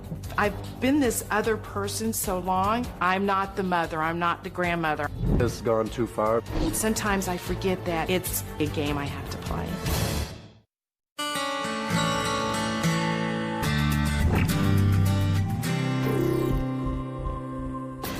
I do not tell anyone that I have 3 children or 4 grandchildren.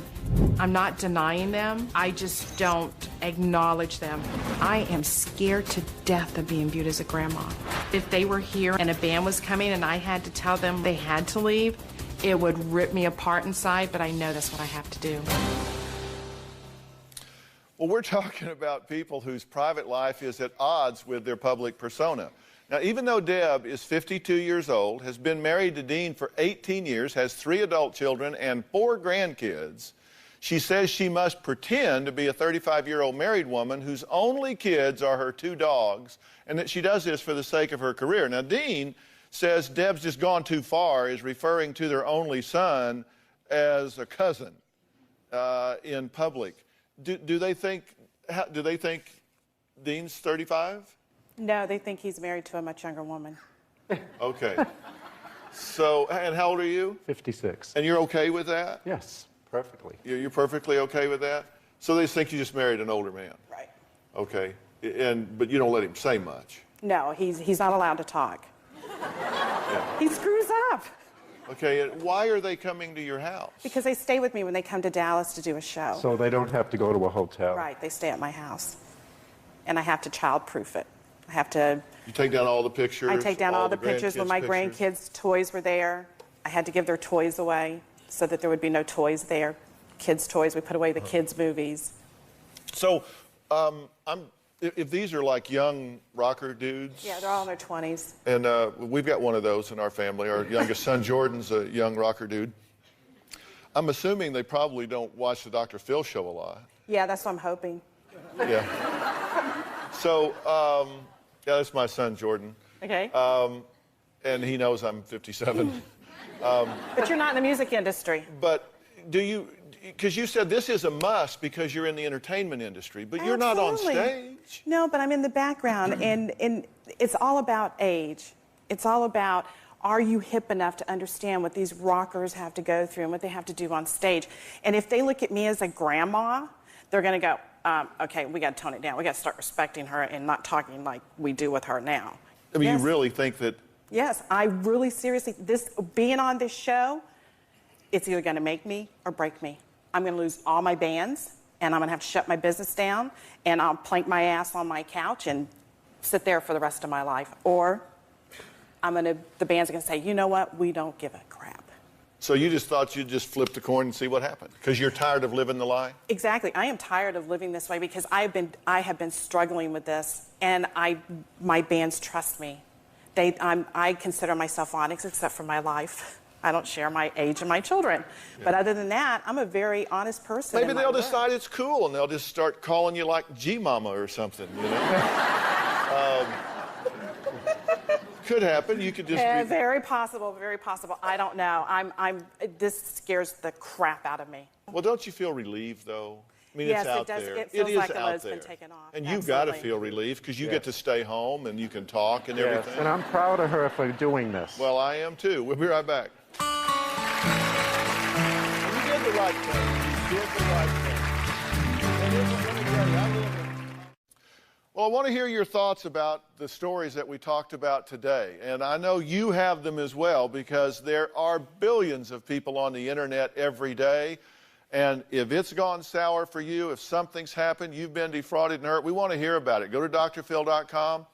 Tell us your story because it gives us a chance to alert people to what's going on.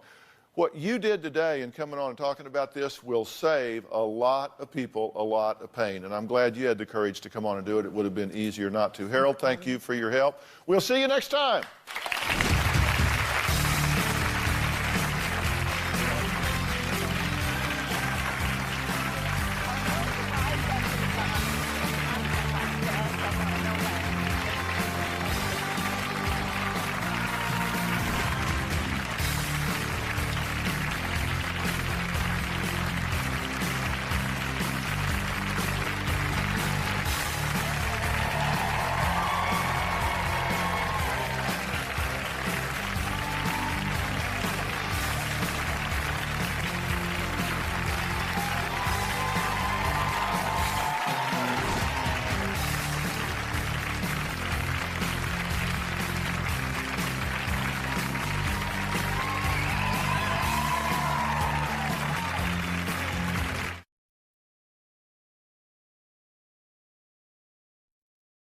All new Dr. Phil. Underage marriage disasters. You've got no business being married at 16. You have no business being called a mother. A snubbed mother. I was not notified of the wedding. Driven to end her daughter's underage marriage. You can't do anything whether you want to or not. But is it mom's fault in the first place? Did you abandon your daughter? I didn't abandon her. She wanted that. You don't ask a 16-year-old what they want to do. And the shocking reason this daughter claims she was deserted. Her husband sexually molested me. I've never touched Coretta. Whom do you believe? The liar. You lie so much, who knows? Every word that comes out of your mouth is a lie. Are you willing to take a polygraph? I'm not going to take a polygraph test. I don't have to. Coming up. Let's do it. I want you to get excited about your life. Here we go, in 10. Stand by, camera 6. If it's happening now, we're going to deal with it now. Stand by, Dr. Phil. This is going to be a changing day in your life. Stand by A and rolling. Track in. Go, Dr. Phil.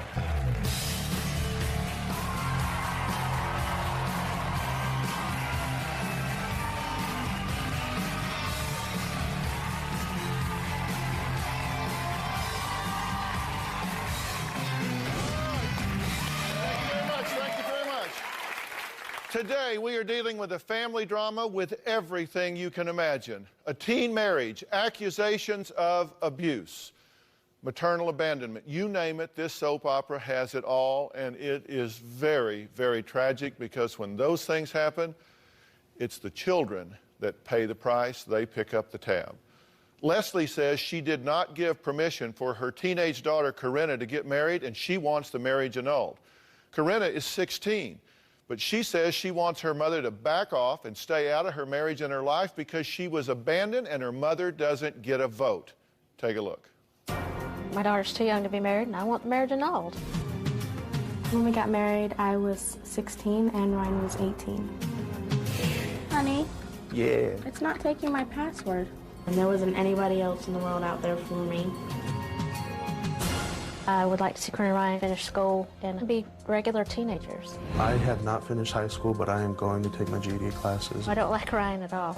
Ryan has a lot of growing up to do because he's very selfish, very self-centered, controlling. I'm not her father and I'm not her parent. I'm her husband. I'm her equal. Corinna is my stepdaughter. Ryan is very immature. He doesn't have a job. He has no motivation to get a job. That's a bum. That's a parasite. Corinna has said to me several occasions, I'm not ready for this. This is not what I want. We were separated just for a little while. I kind of just needed to get my thoughts together, and I realized that I missed Ryan a lot. I came back in a hurry. Corinna has cheated on Ryan. I found out by reading her journal. Ryan and I have been faithful to each other. When we were dating, I was living with my stepmother and my father. I was having problems with my stepmother. Corinna's stepmother demanded that Corinna and Ryan got married. That is not true. I was not forced to get married. My dad asked me if I wanted to marry Ryan because they knew he would take care of me. There was no proposal to get married. Her parents asked me and they asked her, and that was it. Ryan and I had a simple wedding. It was the greatest day of my life. Everybody that meant something to me was there. I was not notified of the wedding until after they were married. I felt very left out. It hurts a lot. The marriage between Corinna and Ryan should be annulled. It was done under false pretenses. Corinna's father signed an abandonment paper saying that I had abandoned her and her brother. Signing the abandonment papers allowed Corinna and Ryan to get married with only one parent's signature. If it looked like I was not in Corinna's life, they wouldn't have to ask my permission to get married. My mother abandoned me. She drove me to South Carolina and dropped me off at my best friend's house and left. I was only 15. It turned my life upside down. I didn't know what to do. I did not abandon Corinna. I sent Corinna to live with her father. That was the best thing to do. I grew up with her telling me that a mother was supposed to be there for her children.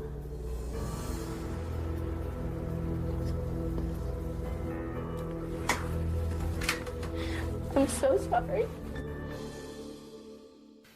What do you think about that synopsis of, Well, I mean, you kind of see in your life on video there. How do you feel when you watch the overview? I feel kind of like they're not giving Ryan a chance because I do love Ryan.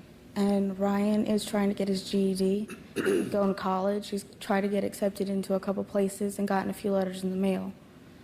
And as it goes forth with the abandonment thing, she did drop me off at my friend's house in South Carolina and left. And that's the last time I saw her for a whole year.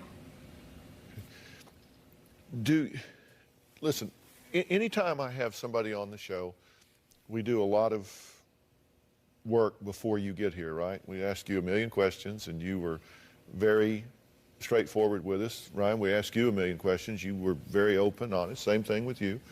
And so I know from the work we've done with you so far that you are a very intelligent, articulate young woman. You have to get the fact that you're 16. You have to get that because you're 16, your ability to see around corners, your ability to make informed decisions about very life central issues is not as good as it's going to be when you're 26 or 36 or 46. Do you agree with that? I do believe that to an extent, but I do not believe that I'm still making normal decisions that a teenager would make. You know, a normal teenager wouldn't think, hey, you know, I need to get a job, I need to pay this bill, I need to make sure I get this work done. Mm-hmm. They would just kind of say, well, whatever, somebody else will do it. Mm-hmm. You want this marriage annulled? Yes. Do you have the right to be weighing in with that opinion, or have you, in fact, abandoned your daughter and left her to her own devices? I didn't abandon her. That story appalls me. I took her to her friend's house to put her in a safe place till I could figure out things from her accusation about her stepfather. And as far as not being around for that year, and they prevented me from it the whole time. Well, Corinna says that her mother is retaliating against her because she accused her stepfather, Chris, who is with us today, of molesting her 2 years ago. Take a look at this tape.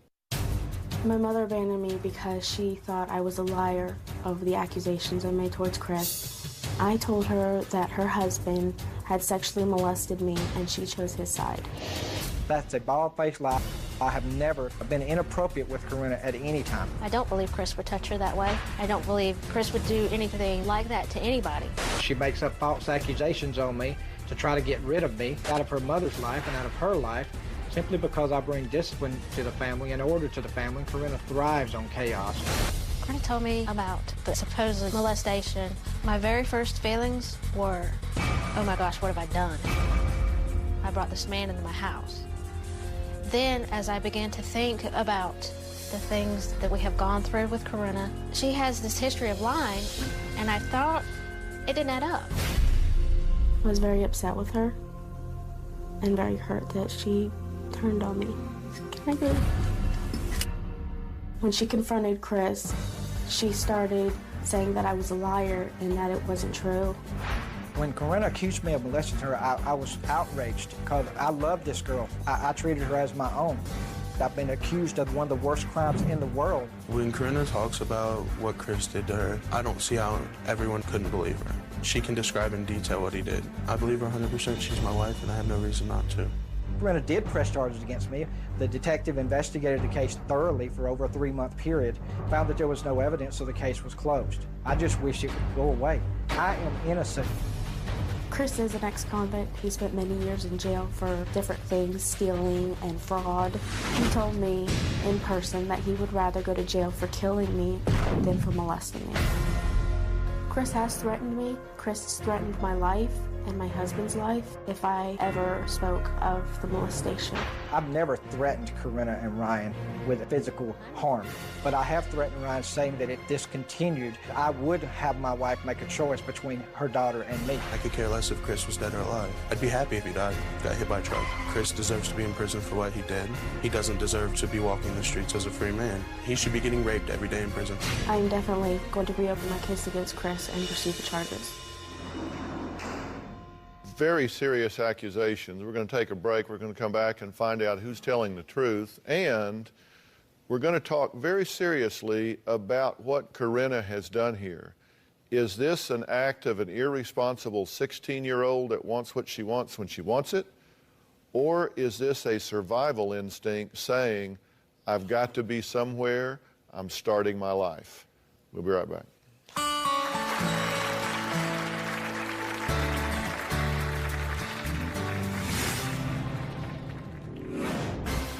I call Leslie just Leslie.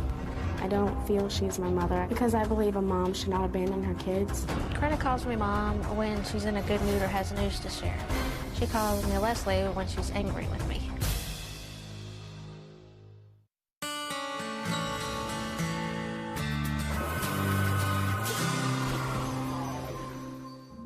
Corinna has this history of lying.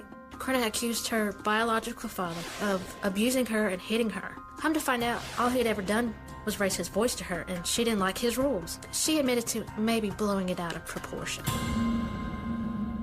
Well, that was Leslie, who says her 16-year-old daughter, Corinna, has a history of lying. So she finds it hard to believe that she was really molested by her stepfather, Chris. And, you know, Chris asked to sit in the audience because he is so angry with Corinna, he didn't even want to be up here with her. I want to give you the opportunity to respond to the allegations. You say absolutely, unequivocally untrue, correct? I've never touched Corinna. Corinna was grounded because that's what she chose. I laid down some very strict rules with her because she'd been in trouble. She was arrested at 14 years old. She'd gotten in trouble with her best friend several times. She lied on her biological father in South Carolina. She came back to stay with us.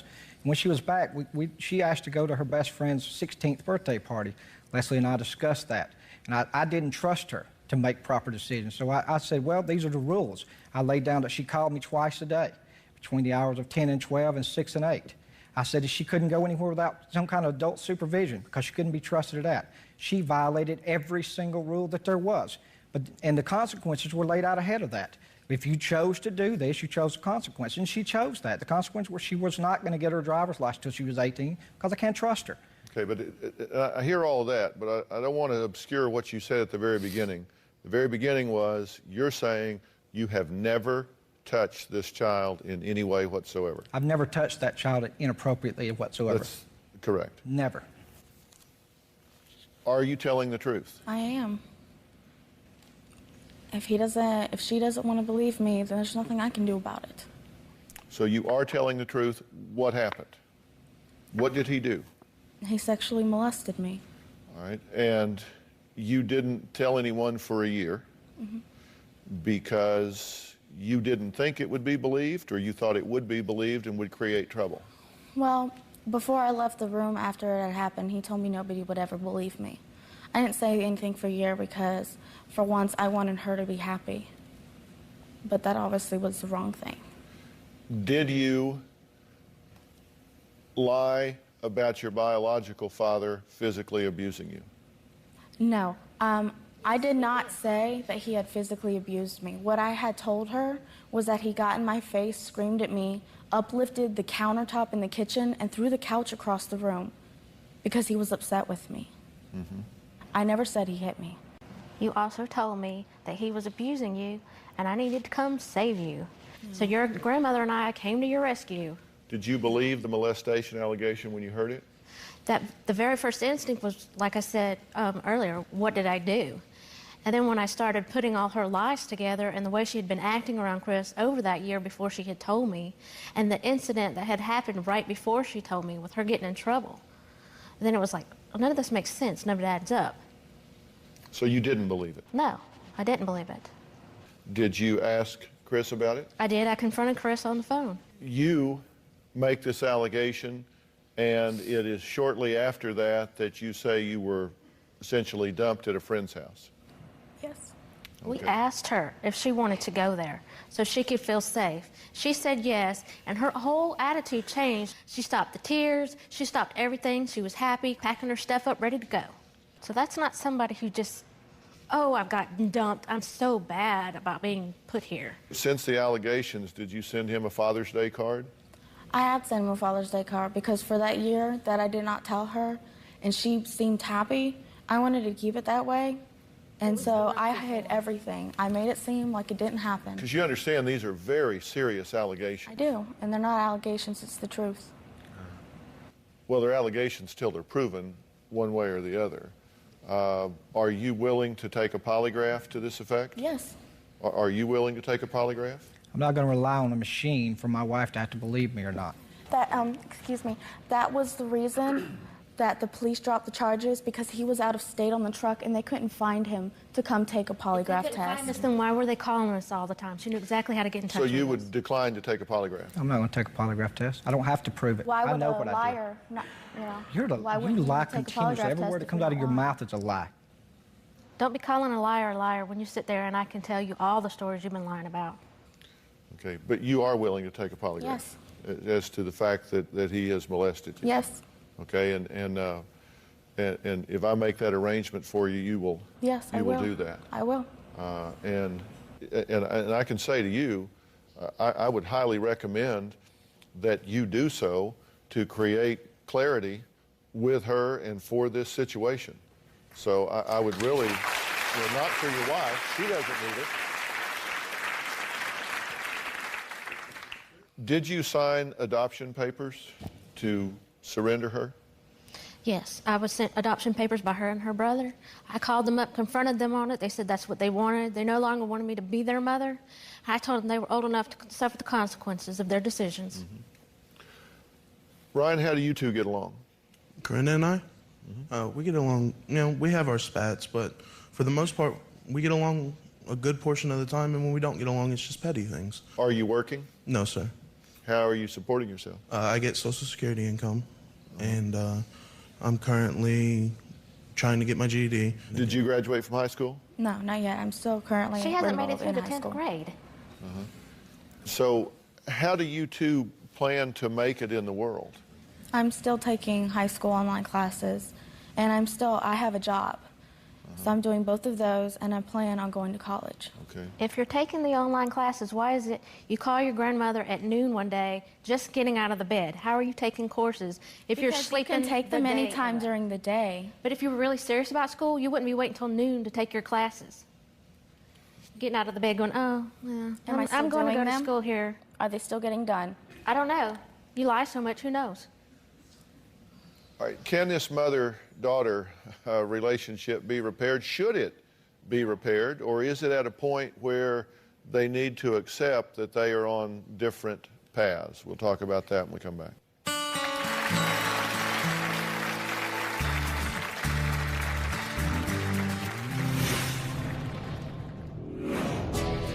Leslie used to be a very kind and loving person and used to try to help everybody, but she's not that way anymore. I do believe she has been brainwashed by Chris. Corinna has told me that I'm being brainwashed and controlled by Chris. Chris controls situations that affect the family. So if it's controlling, it's a little bit, but I like that.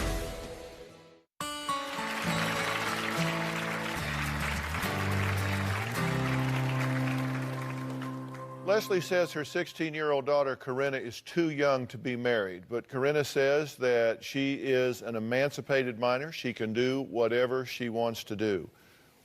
What happens if this is annulled? Then what? What happens?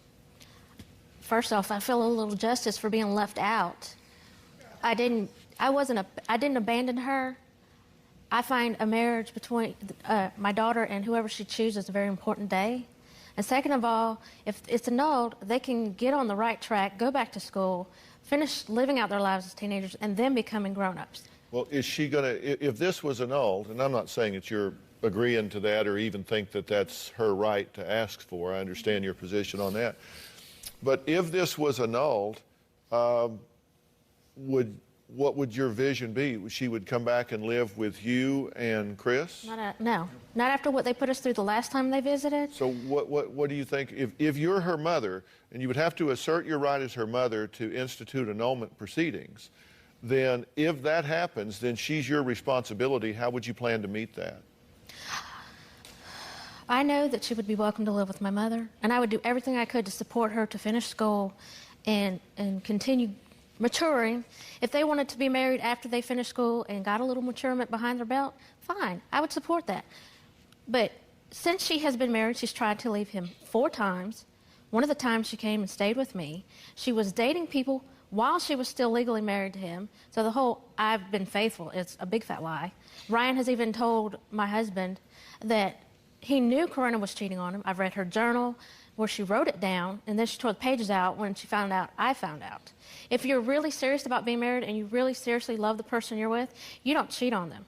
It doesn't matter how bad it gets. How many husbands have you cheated on? Come on, and name them how out. many of them cheated on me? Did that make it right? No. Did you still do it? She doesn't cheat on me. It doesn't make it right, though, does it? I had to grow up myself. So you just want to follow my path because I did it. That's a real good plan, Believe Corinna. me, I don't want to follow your path. Believe me. And you think you're not going anywhere near it by getting married at 16? And she said she got married because she wanted to do it for her father so he wouldn't get kicked out of the house. That's what she told me. Do you want to be married? Yes, I do. Have you confided in her that you didn't want to be married? When I was upset, I had told her I had second questions. Have you been unfaithful to Ryan? No, I have not. Are you concerned that she has not been straight with you about that? I believe her 100%. I know what went on, so you over there being all smart and everything. I know what really happened, so You don't know nothing. it's okay. If you think you know what happened, then why are you changing your story now that you're in front of Dr. Phil? My story? Yeah, you told Chris that you thought she had been cheating on you, and you knew it. And you knew with who. And now it's, oh, I know what's going on, you need to shut your mouth. Okay. Am I wrong, though, to say that I know what's going on now? Well, what do you know, Ryan? What I know, you don't need to know. What I know is you can't do anything about our marriage whether you want to or not. Yes, I can. Bet on that. I can, because Go for what it. happened We will. was done illegally. Go for it. We're not in South Carolina. Go for it. You don't have to be in South Carolina. It's still illegal. He signed an affidavit, and so did she, saying I abandoned her. I didn't sign it, so And that I shows also- That's what you told me. Also, But I I'm a want liar, to address the fact remember? Yeah, I that know he you was are. sleeping with her at 15 years old. She told that to her medical doctor. He was sleeping with her when she was 15 years old. He's And he 18 was years 18. old. I was 17 years old. That's not what you That's a told me. lie. I turned 18 a month before she turned 16. Pull the doctor's report and see. Yep. Well, so do you Because he even intend, admitted it to Chris that he was sleeping do with you her. intend to prosecute this? Yeah. Okay, so you intend to contact a lawyer, file annulment proceedings, and ask the authority to set aside the Dr. marriage? Phil, Corinne and I both visited a lawyer together to get it annulled. We found out that we had to go through Ohio. So her saying she wanted to be married, that's another one of her. I think it Was fits the there a situation. time that you wanted to set this aside? The 3 weeks that Ryan and I were separated and I went back and stayed with her, yes. But like it says, I wanted to be with Ryan. Well, I'm going to try to put some order to this multi-layered chaos when we come back.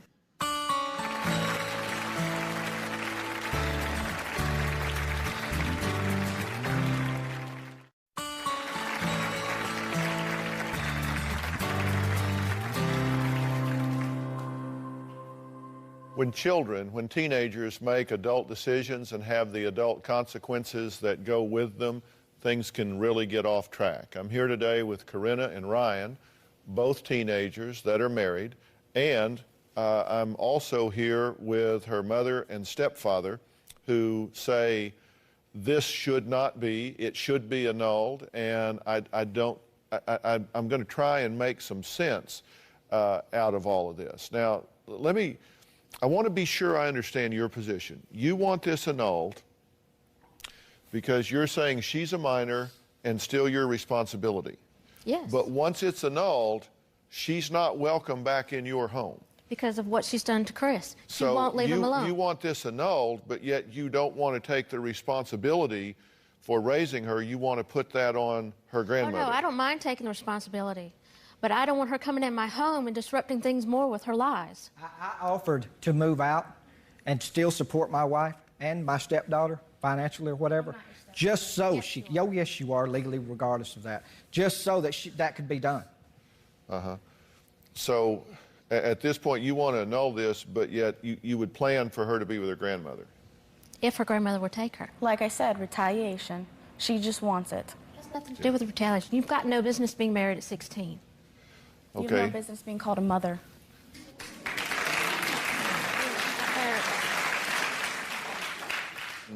At this point, do you agree that this has been a rocky road? Yes. That this hasn't been exactly Ozzie and Harriet situation? No. In terms of marriages and divorces and...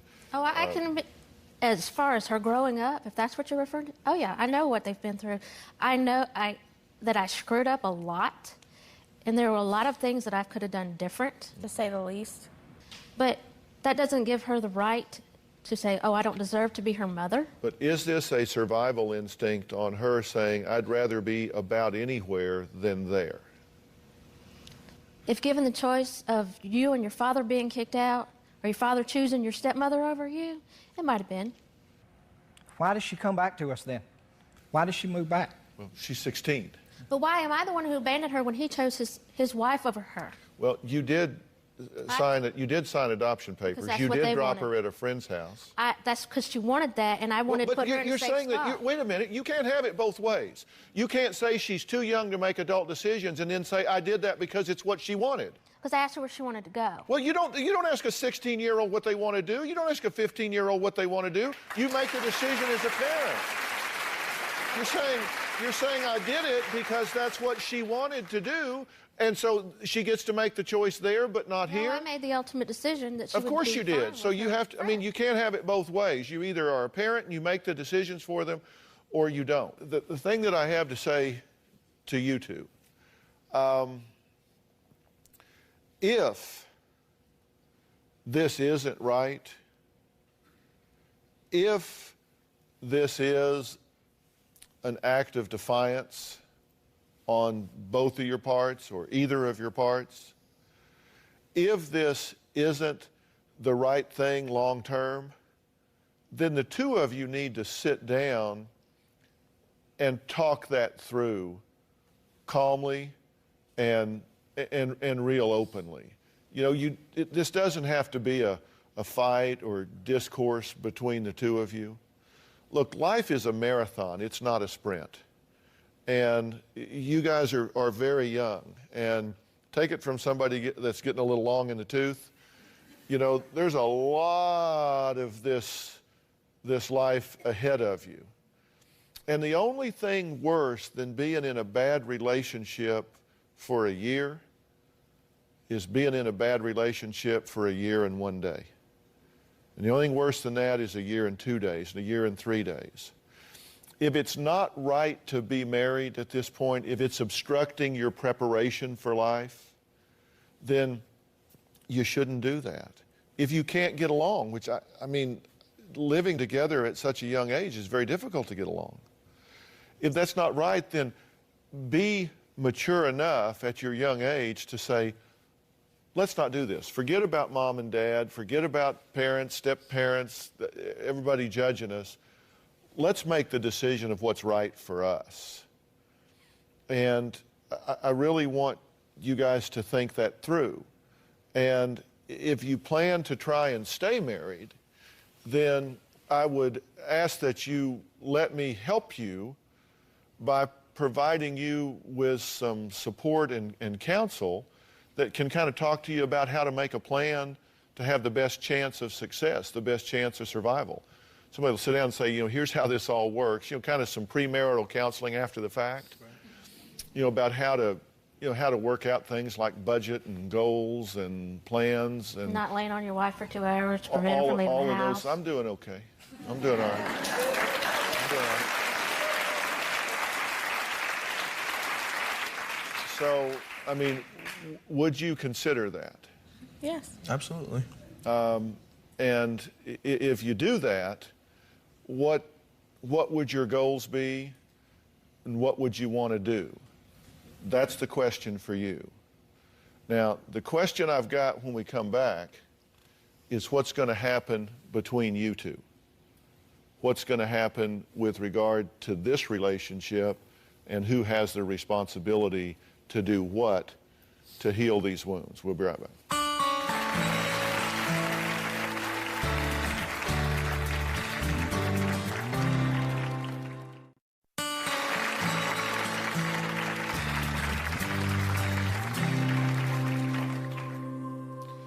I'm here with Ryan and Corinna, who are married, in my view, way too soon, way too young. Leslie, Corinna's mother, and Chris, Leslie's husband, and Corinna's stepfather, who she chooses not to call stepfather, is also here. I've been talking to you guys about if you're going to do this, you know, first off, are you willing to sit down and, you know, not here, not now, but just the two of you to sit down and say, is being married the wrong thing for us right now, and should we just be friends and allies and supporters and pursue our goals but on different paths? Are y'all willing to sit down and have that conversation between you, just alone, when you get back home? We've already had that conversation. Well, would you be willing to have it again? No. So you're not willing to even consider that this may not be the best option for you right now? We've already decided that this is the best option for us and this is what we want. What do you say about that? This is what we want. This is what I want, and I hope this is what she wants. I want to be married to Corinna, and I want to have her as my life partner. Well, that's why I'm saying you should sit down and see. Here's my point. I think you should always be willing to challenge anything, because if it won't withstand challenge, then you shouldn't do it. And if it will, if you have the conversation that I'm talking about, you might come away with some clarity on your goals, even more committed about what it means to be married instead of just being married, but what it means to be married, but to actually challenge that. And if what you're saying is true, then you'll come away and say, this is right for us. It's probably not right for most 16-year-olds, Probably not right for most 18-year-olds, but for us, in our life situation and given our options, this ain't a bad choice. I mean, that may be how you come away with it, but you've got to be willing to keep an open mind every step of the way. And I'm saying, I'm not asking you to do it with me or with your parents, just with each other, that you always keep an open mind to that. And so you don't have a sense of saying, I've made a decision, so I'm stuck.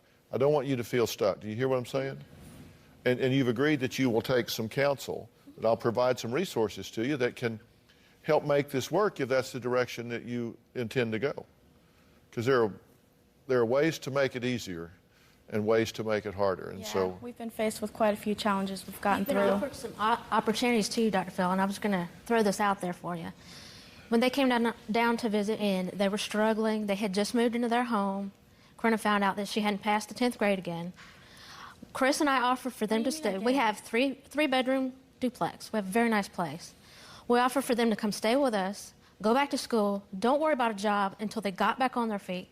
Then they could slowly move themselves into the more adult decisions of getting a job. They could worry about paying rent, as they got along.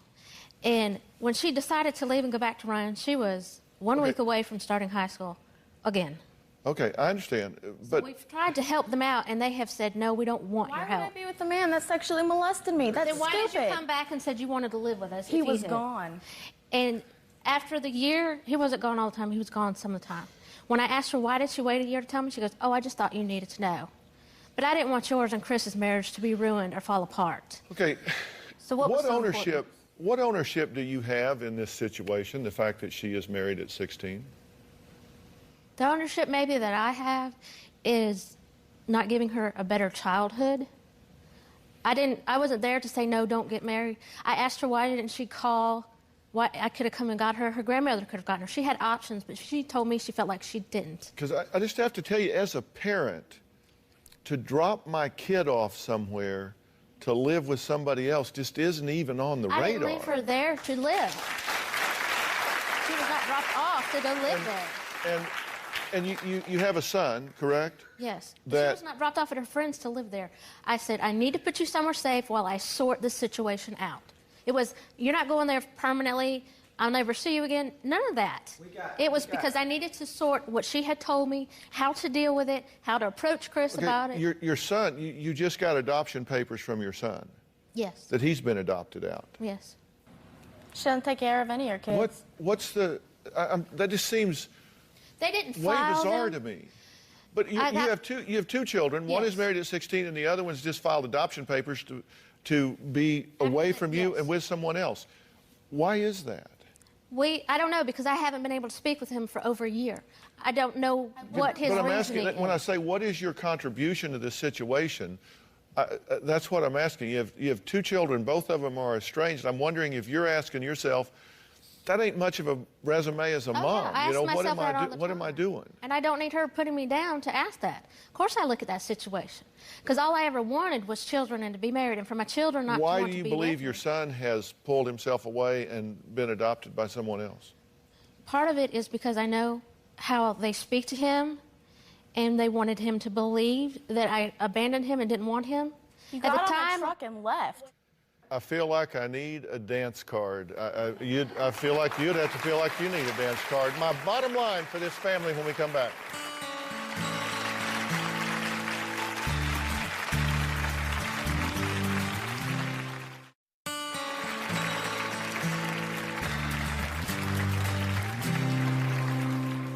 Well, I'm here with Ryan and Corinna, a teen married couple, Leslie and Chris. We're talking about what happens at this point. You are going to proceed with annulment, right? Yes. You're going to try to get that done. You guys are going to resist that. Mm-hmm. Okay. I think I just want to talk just to you for a minute, and everybody else can listen, but I want to just give you some food for thought, okay? Mm-hmm. Growing up is tough, no question about it. Growing up in a blended family is really tough. I mean, the challenges, and here, you've had a biological father, an adoptive father in the mix, a stepfather in the mix, a mother that you have not gotten along with. I'm not saying that you've been an angel through all of this at all. You've been placed somewhere because that was the most stable position at the time. You call it abandoned. She calls it placed. I frankly am surprised that you've made it as far as you have, as well as you have.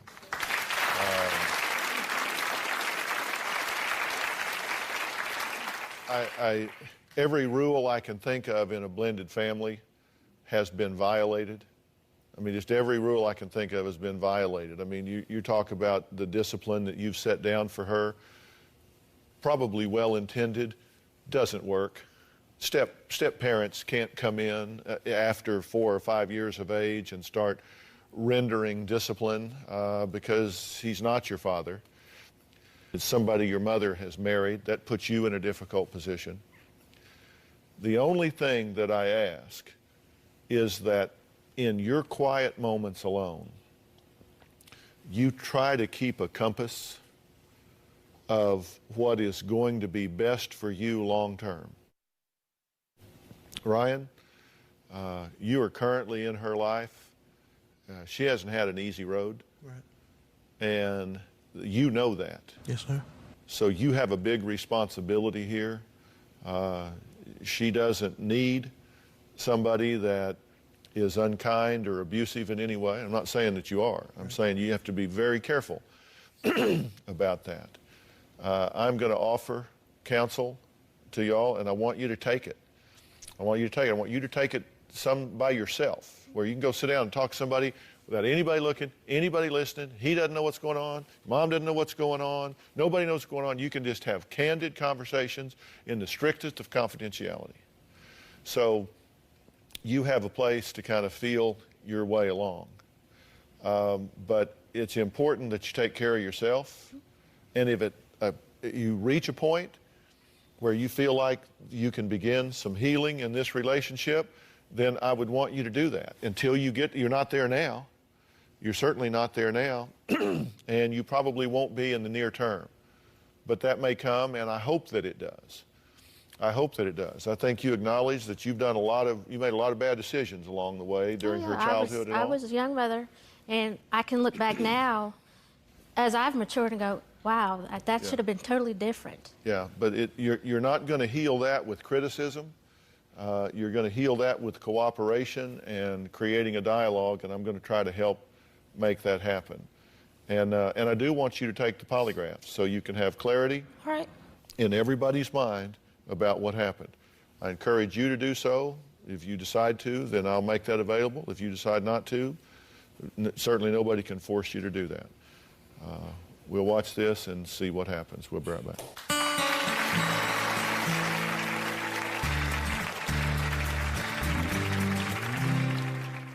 Okay, as you can see, this is obviously a very layered situation. I mean, has there been sexual abuse here or not? We're going to find out because we are going to do the polygraph with Corinna and find out. I hope that Chris makes the decision to do it as well, because there will be clarity at that point from both sides. I'm going to offer every kind of resource I can possibly imagine to these people to give them a running start and a running chance to either go their separate ways or work it out if they're going to stay in this very young teen marriage.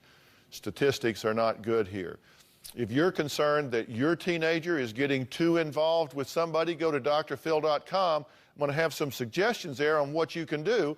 And number one on the list is going to be to get a copy of this show and have them look at it so they can see everything that goes on in these situations. It's not the answer. Thanks for being here today. We'll see you next time. All right, thank you.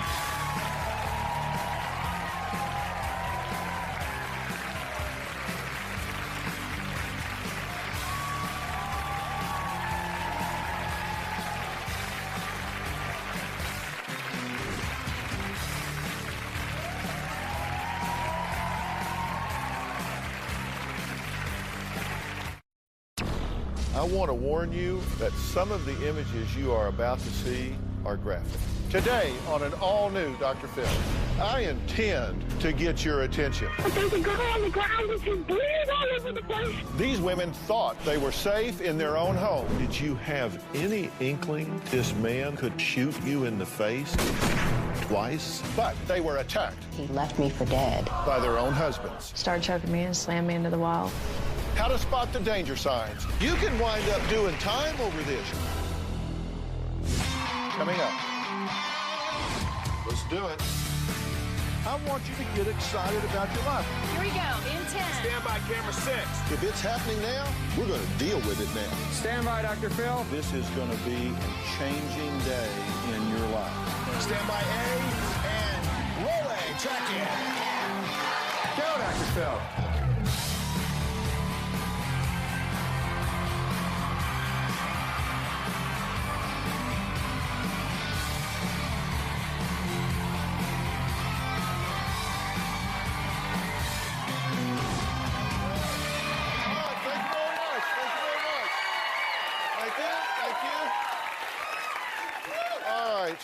Brutal assaults, violent outbursts, even death threats. Not exactly what you would expect from the man you married. So what happens when the person who's supposed to love, honor, and cherish you becomes the person you fear the most? Now, the guests we'll meet today say they know what it's like to live with a ticking time bomb who could just snap at any moment. Now, I'm just going to fess up straight away today. I intend to get your attention. There is a real good chance that many of you watching today have or will be abused in the near term. If not you, maybe it's your daughter, could be married, could be in a teen relationship, but it happens and it's at epidemic proportions. That is not okay, and it is up to you to protect yourself and your children, so pay close attention today. My first guest, JC, says she never expected her ex-husband would hunt her down and try to kill her. But that's exactly what he did. Now, I want to warn you, some of the images you are about to see are extremely graphic. Lenny was really a nice guy, an absolute gentleman. There's a girl on the ground with his blood all over the place. I never thought that he was capable of any type of violence, much less trying to kill me. Oh my God, someone just got shot out somewhere. There's a girl on the street. Death threats, stalking, and a final terrifying act against a beautiful flight attendant. There's a girl walking on the ground in the parking lot right by the entrance. About a year after we had been dating, we got married. Once we moved into our house, it was immediate that there was some control issues. He would always try to pull me away from the kids. Lenny felt once I came home, my time was with him and only him. Lenny felt my cell phone should be shut off, the house phone should be shut off. I knew we had some big issues. 6 months into the marriage, I approached the idea of leaving. That's the first time I actually saw him upset. I said, I want a divorce. He said, that's not going to happen. I filed for divorce. He said, if the ink dries on that divorce decree, my life is over. And if my life is over, your life is over. Initially, I didn't really take that as a threat. After that, I woke up one morning, all the cars are gone. I work for a major airline, and my uniforms were gone. My jewelry missing. I had a little Yorkie, she was gone. I got a personal protection order. One day, Lenny just walked into the house, and he's got a gun in his hand. He said, there's about to be a total wipeout in this house. And I called 911. 911, where's your emergency? The police removed him from the house that night. After that, it really started to get out of control. He was at the house every single day. First thing in the morning, middle of the day, last thing at night, 13 times. He actually violated the protection order. I just decided to move. He stopped me. He would show up everywhere that I was. I'd run to the store, and there he is. I'm at work, he's leaning up against the wall. I'm driving down the road, he's behind me. He terrorized every stage of my life. 4 days after the divorce was final, I opened the door, and a person's eyes was all I saw. It was Lenny, dressed totally in black, and he had a gun in his hand. He punched me in the mouth and knocked me to the floor. He said, I'm gonna kill you. We stepped on the elevator. Each floor it went down. My mind was just racing. We got to the lobby. I counted to 3, and I took off running. He caught me pretty fast. He shot me and left me for dead. 911, where's your emergency? Oh my God. There's a girl on the ground and she's bleeding all over the place. All right, we've got people on the way. Thank you. I woke up in the hospital. I'd lost over half of my blood content. There's no medical reason why I should have been alive. He shot me twice in the face. My one doctor says if the bullet had been a hair closer, you would have bled to death. I think God saved my life. It just wasn't my time to go. That has to be difficult to watch, no matter. It's very difficult. You say that you missed warning signs, but the fact is he violated this protective order 13 times. You had him arrested 7 times. Yes. So it wasn't like you were just sitting around in la-la land. I did everything I thought was necessary to not just keep myself safe, but to keep my children safe. Did you have any inkling that this man that you stood at the altar with, that you made these life plans with, could ever shoot you in the face twice with a gun? I never thought he was capable of that. I never thought he was capable of any violence. We're talking about a man that I never really saw angry, never saw him. It wasn't as if he, threw things around, slamming doors, pounding his fist, yelling and screaming, cursing. I never heard his voice raised until the topic of divorce came up. What did the court say when he violated this protective order? They warned him several times. He was a professional in the community, a pillar in the community, according to the judge. He worked at 36th District Court in the juvenile system. And basically they told him, you can't be a probation officer and be in jail. So you really need to analyze your behavior. And they warned him over and over again. Before this happened, you had spent a lot of time as a domestic violence counselor, true? Yes. For how many years had you worked in that capacity before this happened to you? I worked in domestic violence and worked in various shelters on and off for about 10 years. I was very familiar with the process as a whole. And then it happened to you? And then it happened to me. All right. Well, next, we'll talk to JC's children, find out why they say sometimes they feel like they've become the parents and she's become the child since this tragic event took place. And we're going to speak to an expert from the Los Angeles District Attorney's Office about stalking and about what can be done. We'll be right back.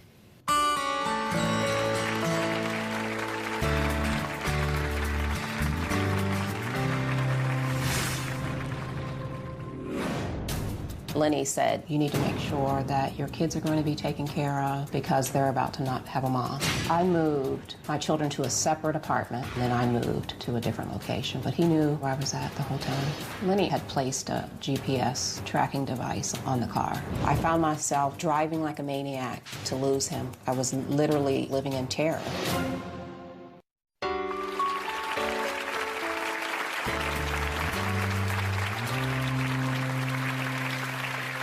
Today we're talking about what happens when a wife becomes the target of her husband's obsessive rage. Now we're back with JC, who says her ex-husband Lenny stalked her, violated her protection order 13 times, and even put a tracking device on her car before shooting her twice in the face. Now JC's children were obviously shattered by this tragic ordeal. Let's take a look at how Tiana, Dwight, and Whitney are dealing with the situation after the fact. Not a day goes by when I don't think about what he's capable of doing. We don't talk about it because somebody will start crying. I wanted to just block it out. It calms me to know that he's incarcerated. I never wanted her to be with him in the first place, but I never felt that he was dangerous until it was too late. Lenny never put his hands on my mother, so to come and shoot her, that's what's so odd about the whole situation. Lenny betrayed us. I was looking for a father. Instead, he ended up shooting my mom. Someone just got shot. Okay, send the ambulance in a hurry, please. I thought he was weird. Most people who get upset, they raise their voice, and I never heard that. Never any screaming, never any yelling. He was strange. All around, I just felt like he wasn't the right person for my mother and for us. I was thinking to myself, why does she like him? Why does she want to make this step? I had to go through almost losing my mom. That was the hardest thing. It didn't have to end the way that it did. Lenny is a coward to me. I'm definitely afraid.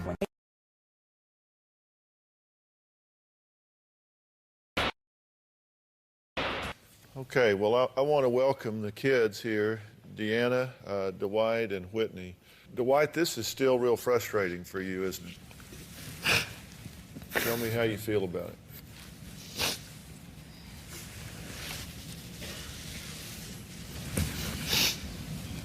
I don't know, man. Let's just go sit down here and chat a little bit, why don't we?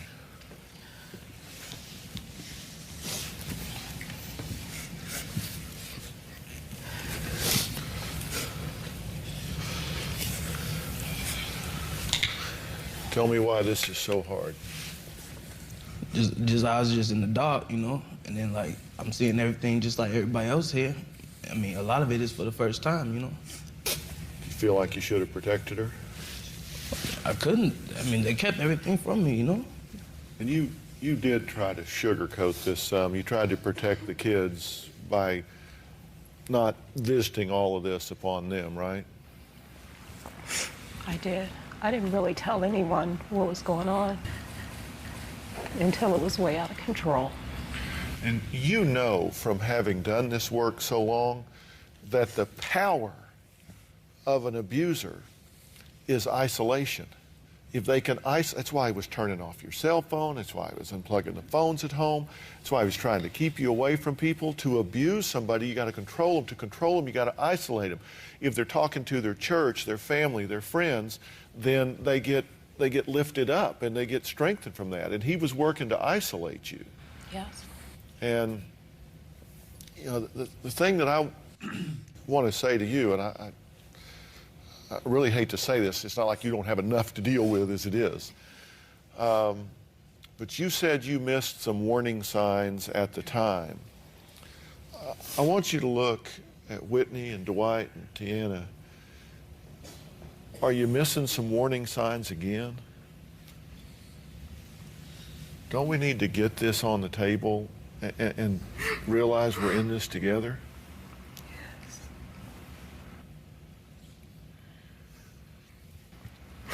Think about that, and we're going to take a short break and come right back.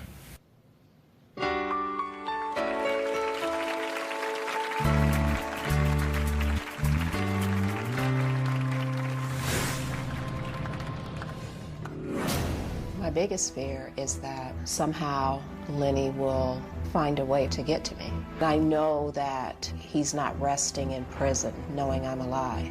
My greatest hope is that there comes a time when women and children don't have to live in fear.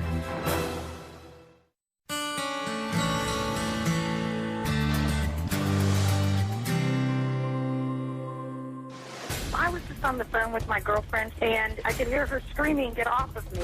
I was on the phone with JC. I was in Arizona, and she was in Michigan. I heard her begging for her life, saying, "Lenny, please don't hurt me." And that's all I could hear, and then the phone went dead. I felt so helpless. I immediately found her address and contacted the local police department where she was. When I first met Lenny, I never would have thought that he would reach that type of breaking point and snap. Lenny basically had left JC there to die.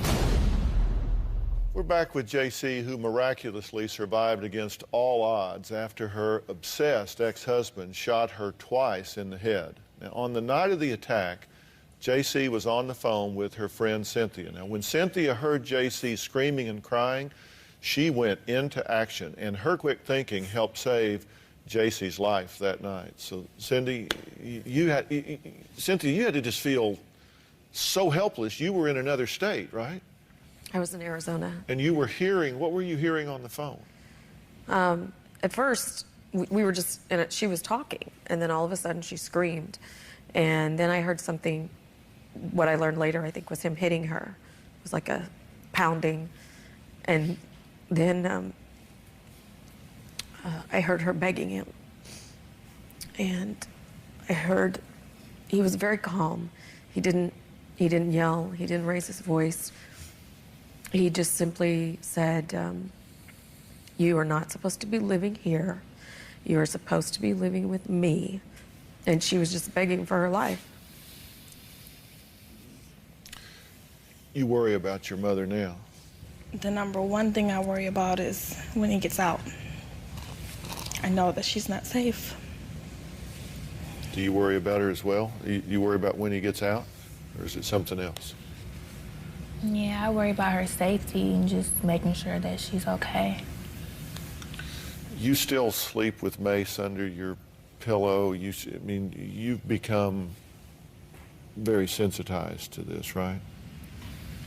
And I never feel comfortable. I've moved 9 times in the past couple of years. I'll move into an apartment and I won't even unpack. You think he could hire somebody to kill you, right? Yes. From prison. You think he's that obsessed? Yes. Well, Los Angeles criminal prosecutor Rhonda Saunders is joining us today. Now, thanks for being here. You have to understand that everybody here, everybody in the audience is so frustrated. This guy violated protective orders 13 times. He was arrested 7 times, but really nothing happened to protect her. What else could have been done? From hearing all of this, it seems the system has failed you. Because in the state in which you live, you have an excellent stalking law. But you can't just have a law. You have to have police officers, prosecutors, people who are willing to enforce it. And in listening to your story, people could have stepped in when the police kept responding time after time on those protective orders and basically just giving him a slap on the wrist. What they could have done was ask a few more questions of you, such as, why do you have this protective order? How many times has he violated it? Has he threatened you? And he could have been charged under your laws with felony stalking. Okay, but wait a second. This was all happening in family court, and you make the good point that they should have changed this venue to the criminal court, where it's not a slap on the wrist, and you could have done what you just said, correct? Absolutely. Your ex-husband is a criminal. He was a criminal even before he shot you in the face. He was threatening you, he was stalking you, he was following you. And the whole purpose behind stalking laws is to intervene before someone winds up getting shot in the face, or someone gets killed, or someone gets raped. The warning signs were there. You had the threats where he said he was going to wipe out the family when he came in with the gun. He was making threats against you if you divorced him. The signs were there, and you could have under a done different something. circumstance, it could have been a complete family annihilation. It could have been a family annihilator instead of an attempted murder. Absolutely, because he's looking at her children as the obstacles in the way. He wants to isolate her, and he's looking at them as the enemy. They could have also been hurt or killed. He told me that also. He said if he lost something of value to him, that I would lose something of value. And I said, I thought he meant, what we call material fluff is what he and I called it. And I said, you can have everything. Only thing that I have that's important to me are my children. And he said, exactly. So, I mean, there was a clear threat, because y'all had a wonderful life, right? You live in a beautiful home. You see why I said I wanted to get your attention today. I mean, maybe it's you, maybe it's your daughter, maybe your teenager is in an abusive relationship. These things spin out of control. And what I'm saying to you, to all y'all, don't miss the warning signs now.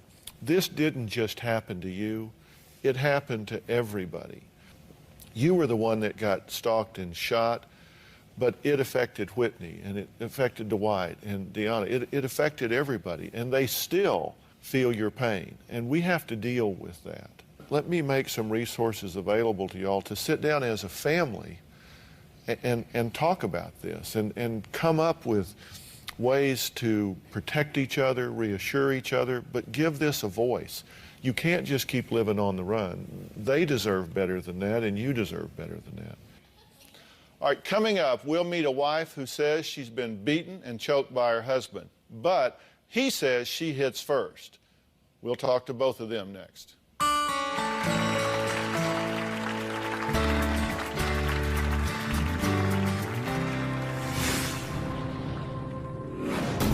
My husband has beat me up.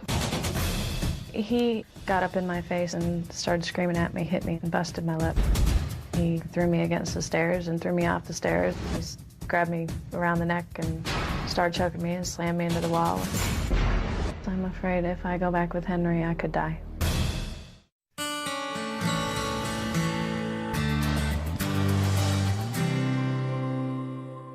What happens when the man you thought you loved turns into a real-life monster? My next guest, Carrie, says that she's been beaten, choked, and sexually assaulted by her husband, Henry. Now, Henry admits that he pushes his wife around, but says Carrie always strikes the first blow. Take a look. I'm afraid of my husband. Henry has been verbally, physically, and sexually abusive to me. My husband has beat me up twice, choking me both times, and he's cocked a gun behind my head. I fear for the safety of my children. Currently, my husband and I are separated. The first time he beat me up, he assaulted my oldest daughter, Brandy, at the same time. He's grabbed me around the neck and started choking me and slammed me into the wall. I never physically punched her. And Brandy started beating him on the back to try and get him off of me. He turned on her and started beating on her. It was just all-around bad situation. He was arrested for domestic violence and child abuse. This was one of the lowest points in our relationship.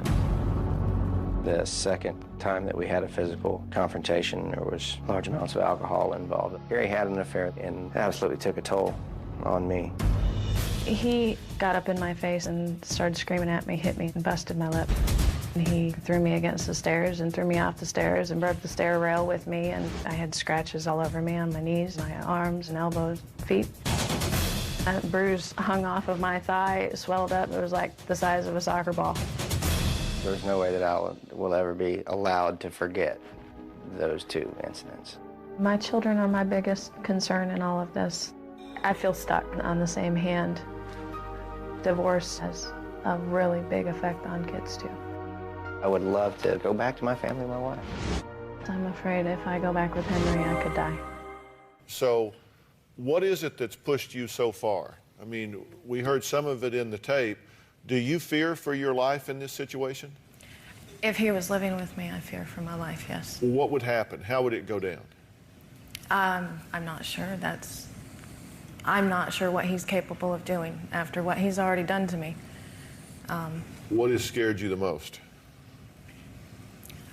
I would have to say the choking and the gun being cocked behind me has scared me the most. But see, here's something that worries me, and let me just kind of go through the list here. You say that he has attacked you twice physically, that he's mentally abusive, that he calls you crazy, bitch, psycho, dyke, slut, I mean, all of those sorts of things. You say he's choked you, he's hit you, busted your lip, pulled a gun on you and cocked it behind your back. Well, you have a very different version of this, and I'm going to get to that in a minute. But yet you have split up and reconciled not once, not twice, not three, not four, but 5 different times. Why do you keep reconciling? Why do you keep going back? I don't want to hurt people. I don't want to hurt my kids. I don't want to hurt him. At the same time, I don't want to be hurt anymore. If what you're saying is true, you don't have the right to put those kids in that environment. You say you don't want to hurt anybody. Are you not hurting the children if you are exposing them to that situation? That's why he's not in my house anymore. Because I agree. Did you pull a gun and cock it behind her back? I had just came back from, and to be honest, I don't even remember where I was at, but I did take a rifle and a pistol with me. And when I got out of the truck, I unloaded the gun, not loaded. She had her back to me. I never gave it a second thought. That's the only place I've ever seen him unload a gun is in the house, in the bedroom. That's not a true statement. That is. Your daughter is in jail right now. Yes. Why? I believe it's because of the abusive behavior she's learned. Because she attacked you? She physically assaulted me. So this whole situation is in meltdown, right? Yeah. And so something's got to happen. Okay, all right. Next, Carrie says that her husband left her battered and bruised. He says that she sometimes is the one that starts this. She escalates it. She throws the first punch. That's not good, but I'm not sure it's relevant to what happens then. We're going to talk about all that when we come back.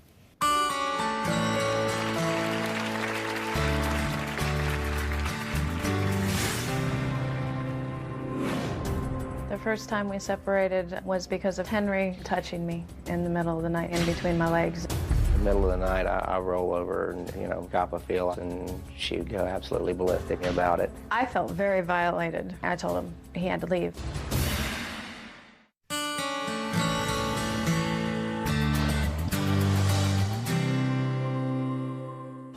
Once when I was loading the kids in the car to leave, Henry pulled up and got out with his guns, and I heard him cock the gun behind me, asking me if I was going to leave. I simply took a bullet out of the chamber. It was pointed at the ground. It was the sound of opening it that freaked her out. I didn't know whether he was going to shoot me or not. We're back with Carrie, and she says that she fears that her abusive husband, Henry, is capable of killing her. She claims Henry has assaulted her physically and sexually and says he even pulled a gun on her. Now, Henry says that is a complete mischaracterization across the board. But despite all of these claims, Carrie has taken him back numerous times. Now, what do you say about the physical confrontations that you have had with your wife? Oh, the first time we were both under a lot of stress. She had, to this day, she would, won't admit the fact that she did punch me upside the head first, even though that doesn't matter, regardless of what she did, it certainly doesn't make it right. She hits you, and what happens? You lose control? At that point, I did, yeah. And so just a brawl ensued, knocking things over, pushing, shoving, all of that. And that's a battle you can't win at any level, because when you get physical with a woman, you are wrong. I don't care who you are, I don't care what you're doing, I don't care what she did. That's just, I just got to put that on the table. I've said it before, I say it now, nobody but a coward and a bully would attack a woman. And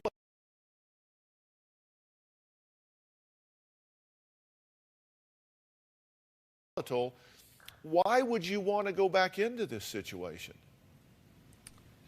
If she's doing the things that you say she's doing, have you, and listen, I have to ask this because I want you to understand what you're doing, and I'm not suggesting to you or to anybody that there's anything that you can say or do that justifies him attacking you physically. I don't care what it is, but are you being smart in getting up in his face and doing things that you know are going to agitate the situation?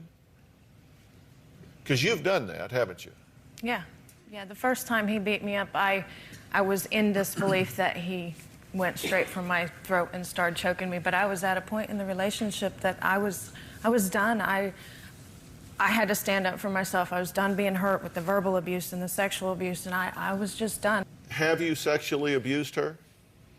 She says that she has awakened in the night with you touching her in ways that she did not want to be touched. Well, that is true.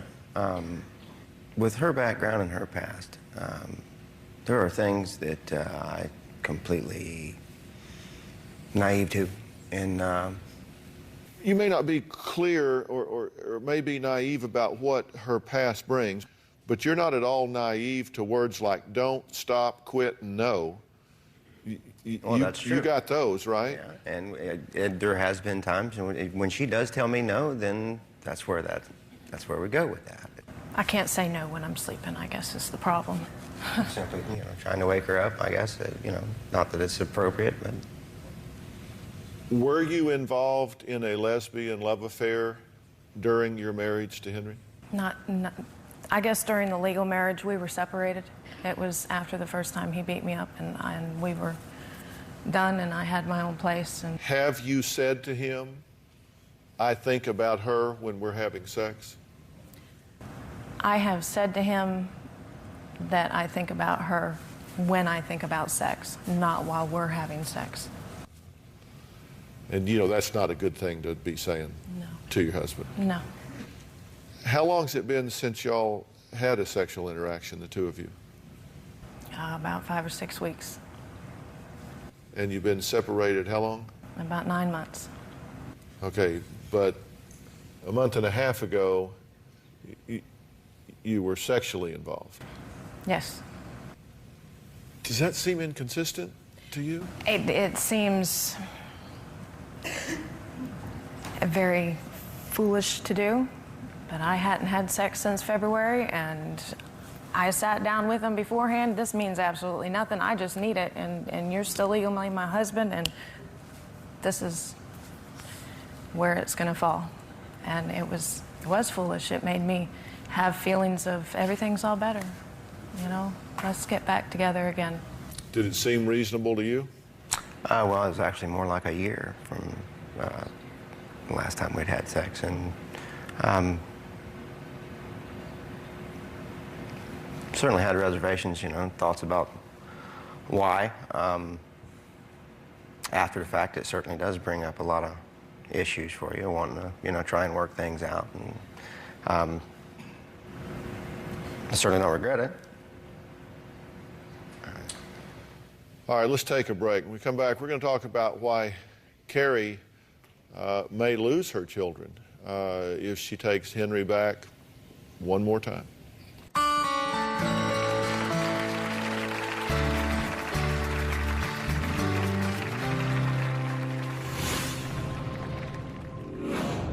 My oldest daughter, Brandy, is 15. I believe Henry's abusive behavior has rubbed off. Brandy's in juvenile detention center presently. She has several assault charges between her and her mother. He's verbally abused her, called her lazy and a brat. Henry told her it was her fault. We split up.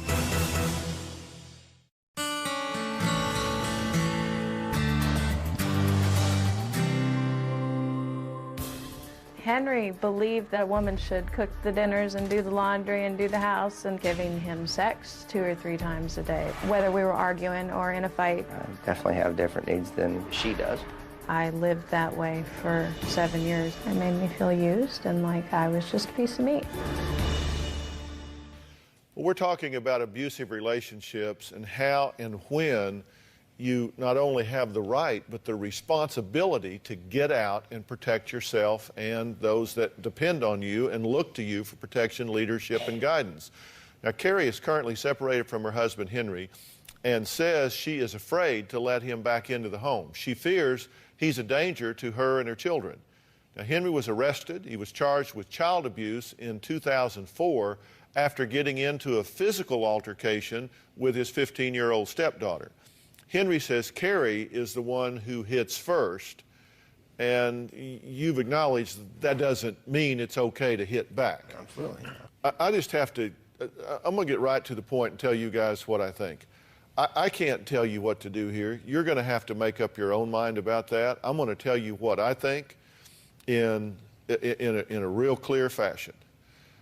First, to you, if you truly know in your heart that you can lose your temper, that you can get aggressive, that you have impulse control problems with this, you would be a complete fool to put yourself back in that pressure cooker and where you wind up in jail. Do you get what I'm saying? I have stated that, yes. And if you bring him back, people can start looking at you for child endangerment. Absolutely. I mean, do you get that? Absolutely. Because I'm going to tell you what I think has happened with you. You know, I talk a lot about personal truth. I think personal truth is what we really believe about ourselves when nobody's looking and nobody's listening. It's what we really, really think and believe. And I look at your history where you have been abused, you have been molested, you've been raped, you've been degraded, you have been beaten on, not just in your adult life, but as a child. And not in this relationship, but in others. In a sick way, it can get to the point where it's just kind of like, this is just how it is. This is just the way I'm supposed to live. This is what I am entitled to. And I'm just here to tell you that is so wrong. But as long as you believe that from the inside out, it doesn't matter that I tell you it's not true, that you deserve better. As long as you believe that from the inside out, I truly believe that you will continue to settle for less in your life than you are entitled to, which means you're settling for less in your children's lives than they're entitled to. I don't believe I deserve it, and I have fought my whole life, including getting out of my childhood to get away from it, and it keeps happening. You say you don't believe you deserve it, but you continue to live it. Yeah. You aren't responsible for him attacking you. You aren't responsible for him mentally abusing you, calling you names, or being physical with you, or sexually abusing you. But you're responsible for taking him back. And living with it. And doing it again and again and again. But this isn't even a close call. You shouldn't even almost, sort of, kind of, maybe reconcile in this relationship. If you truly want to try to save this relationship, then you guys need to get both individual and couples and family counseling. Unless and until an objective professional tells you that that is a good thing to consider, you shouldn't even, I don't care how long it's been since you've had sex. I don't care how nice he seems on a Saturday night. I don't care what the circumstance, until somebody that is objective about this can give each of you assurances following considerable work. You should not do this. You owe it to your children not to do it. You owe it to yourself not to do it. And frankly, you owe it to yourself not to do it. Because I don't know if you realize, but you can go seriously to jail over this. I am aware. Until you really get in control of whatever it is that makes it okay for you to do what you do, if she just brings out the worst in you, whatever it is, until you get that resolved, you two do not want to be together. I don't know if that's what you want to hear or not, but I'm telling you the truth. I think we're both aware of that. I think that's why we haven't moved back in together in 9 months.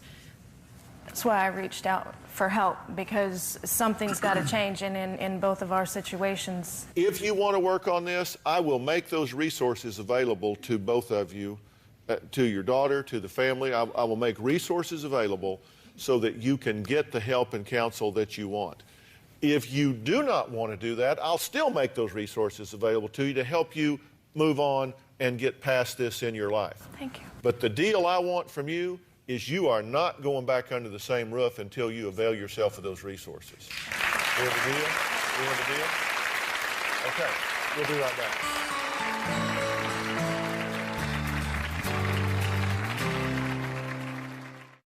Maybe I knew I'd need a lot of moral support today, I don't know, but I have a very special group of people in the audience that I'd like to introduce to you. They are members of the Dr. Phil Advisory Board that are resources that I can reach out to when I'm working on something that's particularly compelling or complex, and so I'd like to introduce them, and just stand up if you will. Barry Anton, Patricia Berliner, John Chervin, Steve Edwards, Sally Horwick, Frank Lawless, Arthur Markman, Maggie Robinson, John Roich, Lonnie Sherrod, Mary Faith Tanny. These are not all of the advisory board, but these guys are folks that are on our advisory board. And they're all, we've got professors here, we've got practitioners here, we even have a nun in the group. Say hi, nun. All right, so I just wanted to introduce these folks, and I'm not I'm not always making this up as I go along. I got really smart people I can call. So thank you all for being here so much.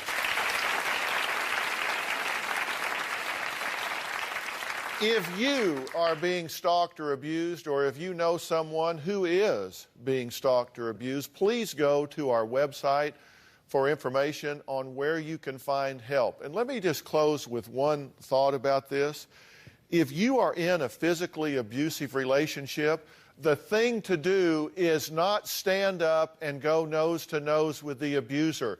That will get you hurt or killed. What you have to do is make a plan for your safe escape for you and your children. Reach out to those that you know love and care about you. It's not about being macho. It's not about standing up and fighting back. There's more than one way to skin a cat, and it's safety, safety first. Thank you all for being here today. So long.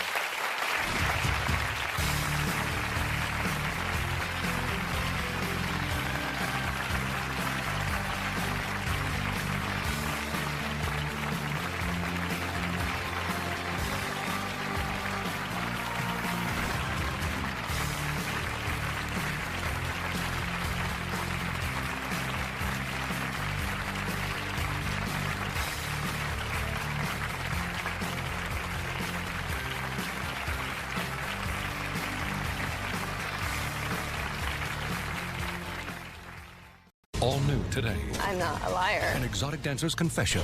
Are you going to lie to me? No. Are you using drugs now? I'm sober. Will you take a drug test to prove it? What will the results reveal? And He owes us $23,000. they say their son's lies landed them in the poorhouse. You swore you would have the money. You swore. How to handle a liar. Why are you continuing to give him money? Coming up. Let's do it. I want you to get excited about your life. Here we go, in 10. Stand by, camera 6. If it's happening now, we're going to deal with it now. Stand by, Dr. Phil. This is going to be a changing day in your life. Stand by A, and roll A, track in. Go, Dr. Phil.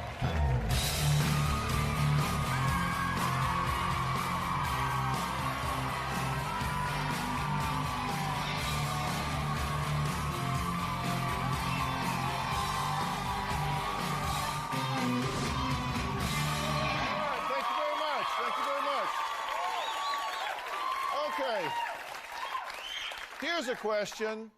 Raise your hand if you've never told a lie in your life. Yeah, that's one right there. Okay, so if that's true, everybody in the audience will have no problem relating to the guest on today's show. Parents and siblings are here today to face a loved one and say, you are a liar and we are sick of it, okay? Now, Annie wrote to me saying that her younger sister lies so much that no one in the family can believe a word she says. They claim she's lied about doing drugs, pregnancy, parental abuse, her boyfriend, and even her job, stripping. Take a look. Abby can lie about little things or a big thing. She's a really good liar. I believe the things she says until I find out from other people she is actually lying. I honestly don't know why my sister thinks I'm lying. I tell my sister everything. Abby started lying in grade school. She's always got in trouble for lying quite a bit growing up. When Abby lies, you don't know it. And I guess that's why I've got to the point where whatever she says, I just take it with a grain of salt. Abby would always give excuses of what job she was doing. I found out from other people she was stripping. She did finally admit to stripping after I confronted her about it. I was caught red-handed. My family wasn't too happy when they found out. They kind of disowned me. I think Abby being a stripper is very disgusting and it's degrading. And I'm not very proud of her. She wasn't brought up that way. She was brought up in a Christian home. We don't associate with her much anymore. I don't think there's anything wrong with dancing other than the fact that you're naked. The only thing I may have lied about is telling him that I quit dancing. that's just because I know how they don't like it. Recently, Abby was caught in a lie saying she wasn't taking drugs, but later we found out she was taking marijuana.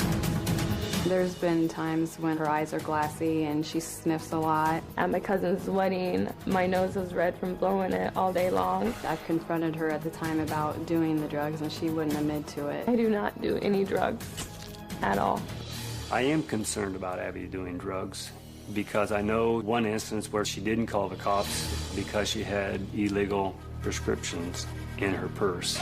It's very important that my family knows that I'm not doing drugs. I'm not a druggie.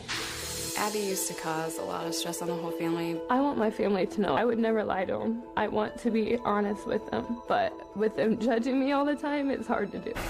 Dr. Phil, please help my sister to stop lying and start telling the truth. Okay, well, somebody's not shooting straight up, and you just said, I would never lie to my family. Are you going to lie to me? No. Okay. Do you think you have a lying problem? No. You just think that these three people have just made this up and in some way conspired to say these things about you? And if so, why would they do that? I've lied to him a few times, but I'm not a liar. Why would they do this?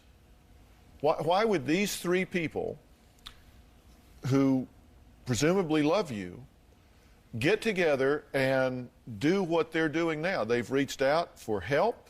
You're on national television. They're frustrated. They're wringing their hands. They're just beside themselves about this. Why would they make this up? What's in it for them?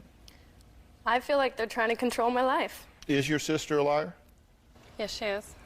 So you're not making this up? No. Why do you say she's a liar?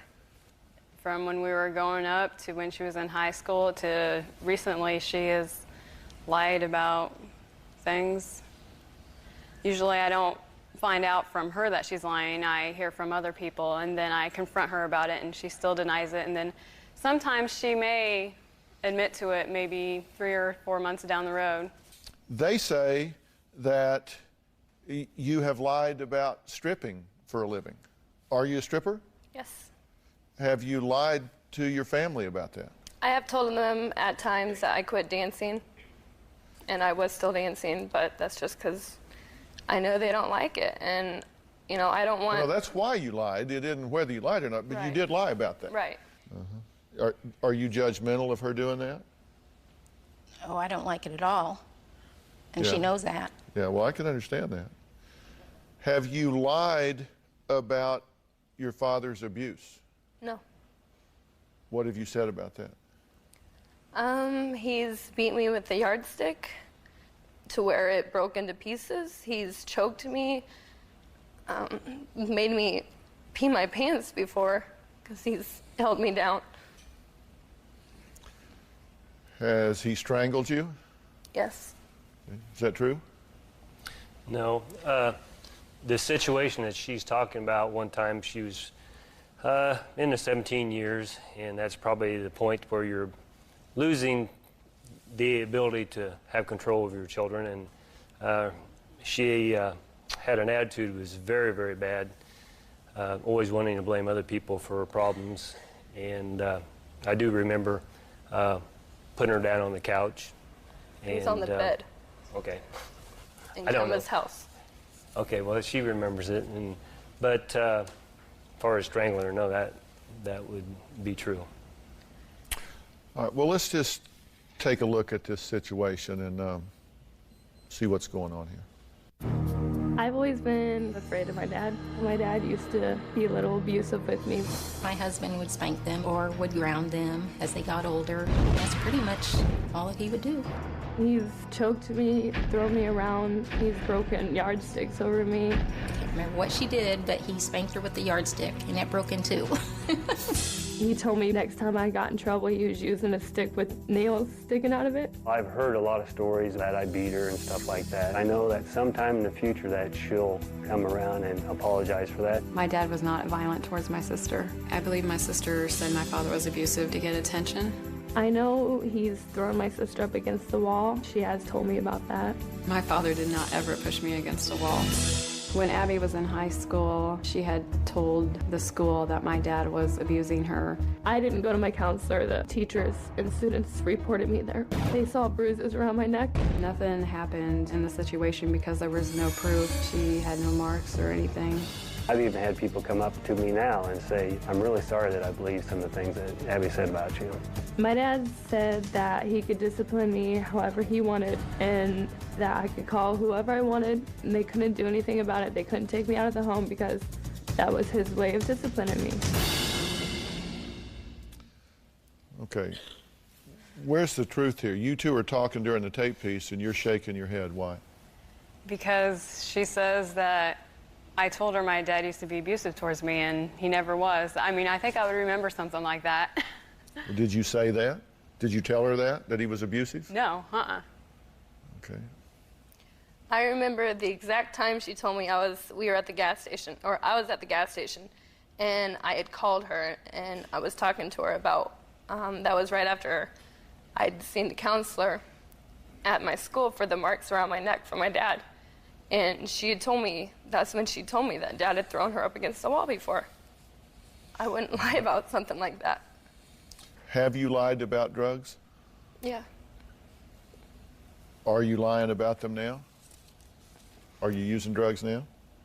I don't use them all the time. So you're clean and sober as you sit here right now? Yeah. You're not woofing about that, you're telling the truth? Right. Will you take a drug test to prove it? Oh, I might have stuff in me because I have smoked. I'm saying right now I'm sober. Will you take a drug test to prove it? Yeah. I mean, this is what I said when I started about being factual here. I mean, I like if somebody just steps up and says, no, I'm clean and sober, then let's find out. No, I'm saying I'm going to have marijuana in my system. What else? As of right now, I'm sober. What else? Nothing else. Drug test me. Okay, I will. Let's do it. I do want to know. It's a two-part test. I have one part right here. You want to know, don't you? Sure do. You're going to do a swab? So swab, saliva. We're going to let it sit for about 3 minutes. Okay. We'll get you started. And then there's also a urine test that goes with this? Yes, we'll take her to the back. Handle that. All right. We're going to get the results of this drug test when we come back. We're going to find out whether this is a lie or whether it's a partial truth or maybe she's telling the truth and they need to back off. We'll be right back.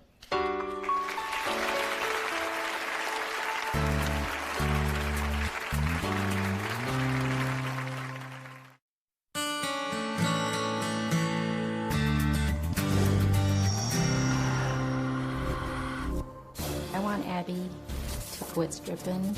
I'm very worried about my daughter. I did want to quit because I didn't want them knowing that's what I was doing, but it's my life.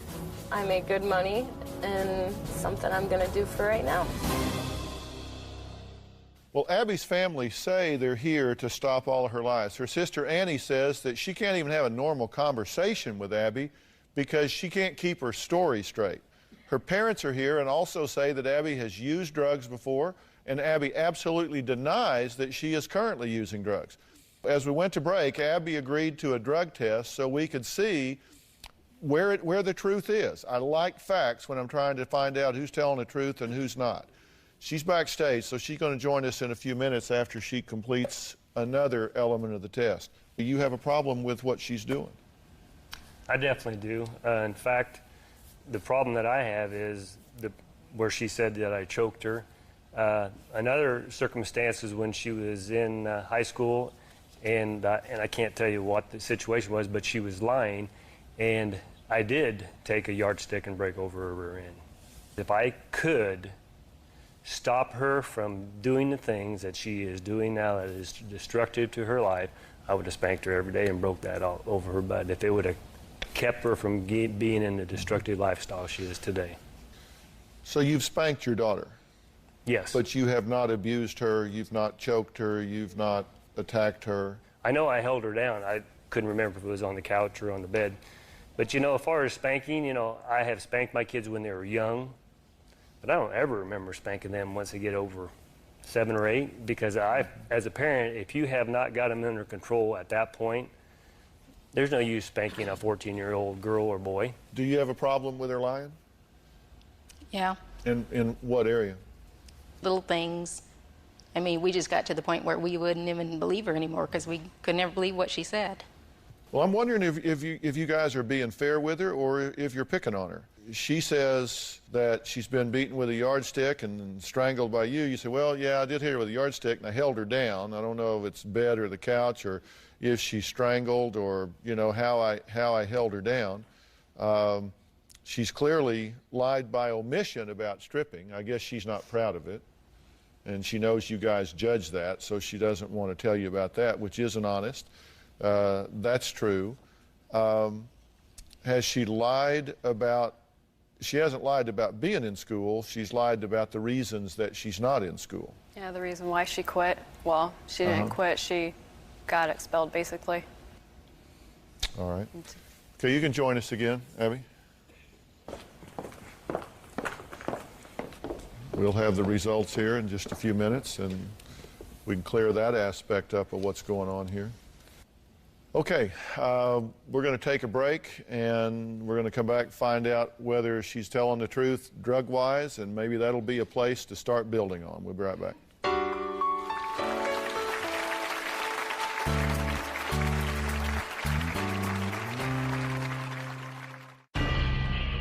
What if you found out that your own child was molesting other children? A boy in trouble. How did this boy know so much about sex at such a young age?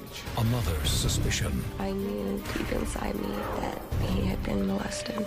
I suspect my father. Disturbing allegations. Have you molested Parker? No, I haven't. But a dirty family secret. Did you inappropriately touch your daughter when she was 2 weeks old? Yes, I did. Brings up a painful past. I don't want to be touched. Nobody touched me. Could Grandpa I feel like I'm going to throw up. be doing it again? There comes a time when you just have to tell the truth. Lie detector, please. Bring it on. The search for answers. Did you ever touch your grandson for sexual purposes? No. Is just the beginning. Get him off the stage. In a shocking 2-day investigation. That answer was found to be? Coming in 1 week.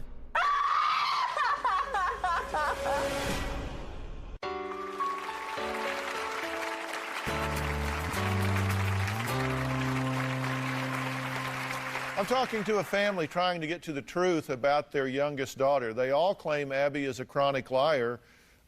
I have a hard time figuring out what it is she's lying about. Abby says her family disowned her when she turned to stripping for money, but she has a lot to say about feeling not wanted most of her life. Take a look. I don't remember much of my childhood. I felt like my whole family didn't love me. I've never felt like I was a part of the family. I was the child they never wanted. I felt like I was a mistake.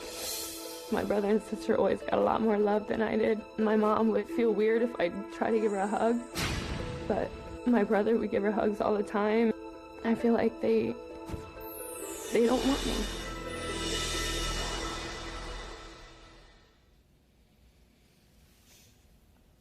Tell me how you feel watching that. It hurts.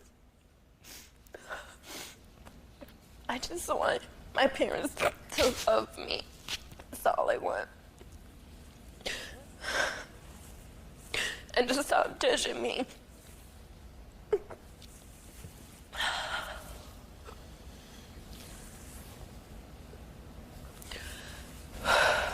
What do you think about what she's saying?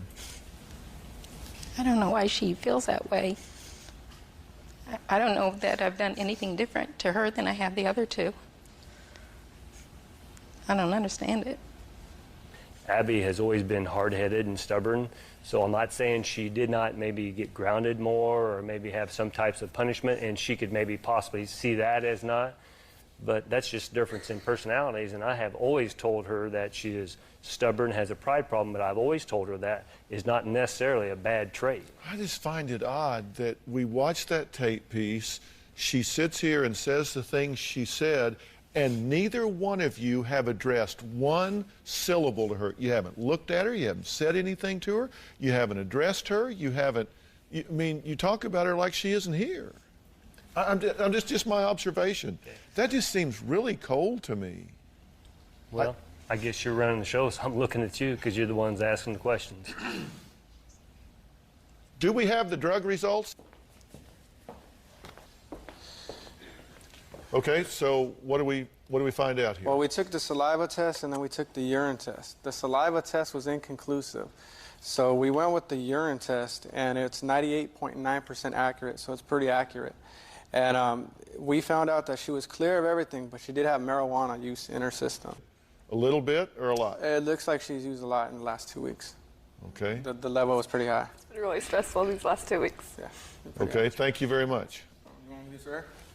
What is this? It's the urine test. No. No, you can have it. Thank you very much.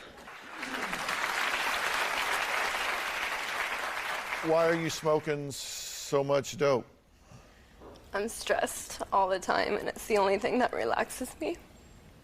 Because your sister seems really credible to me, and she says that she thinks you're kind of not shooting her straight. I don't feel like she's my sister. I don't feel like she's even a close friend.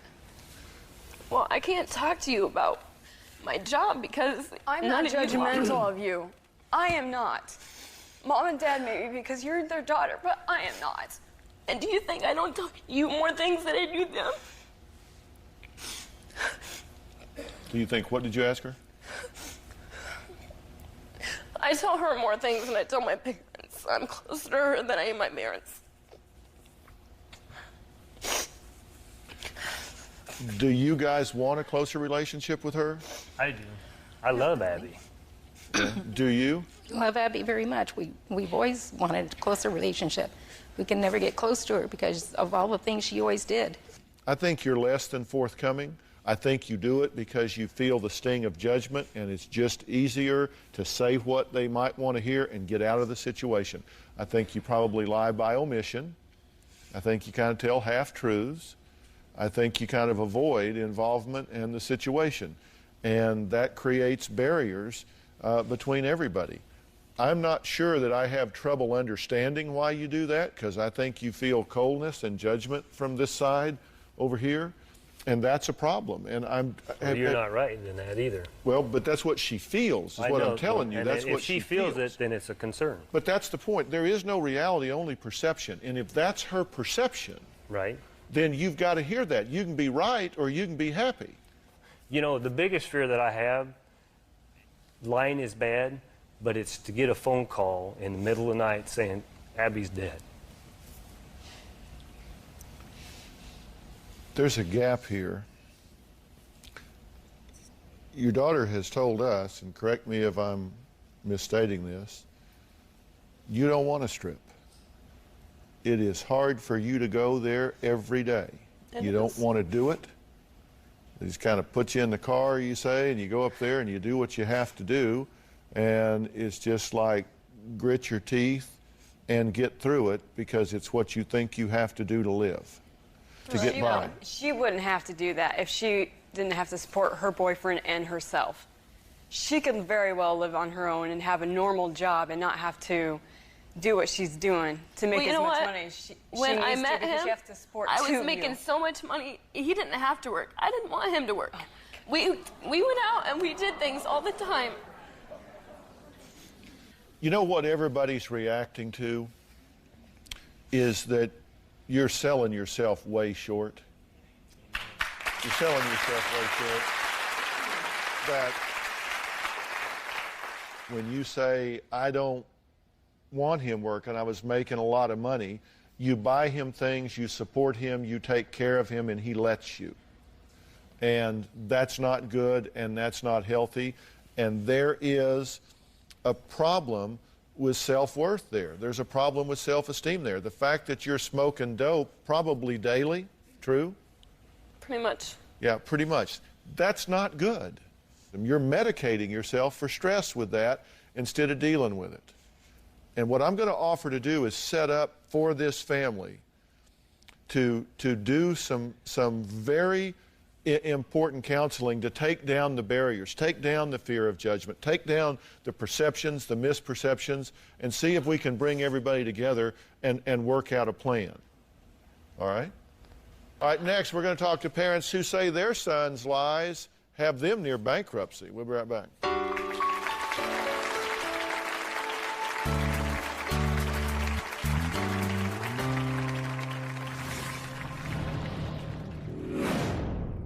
We don't believe anything John says. He told us it was raining outside. We would have to go and look. He owes us over $23,000. All his bills have somehow ended up in our name. I wouldn't trust him.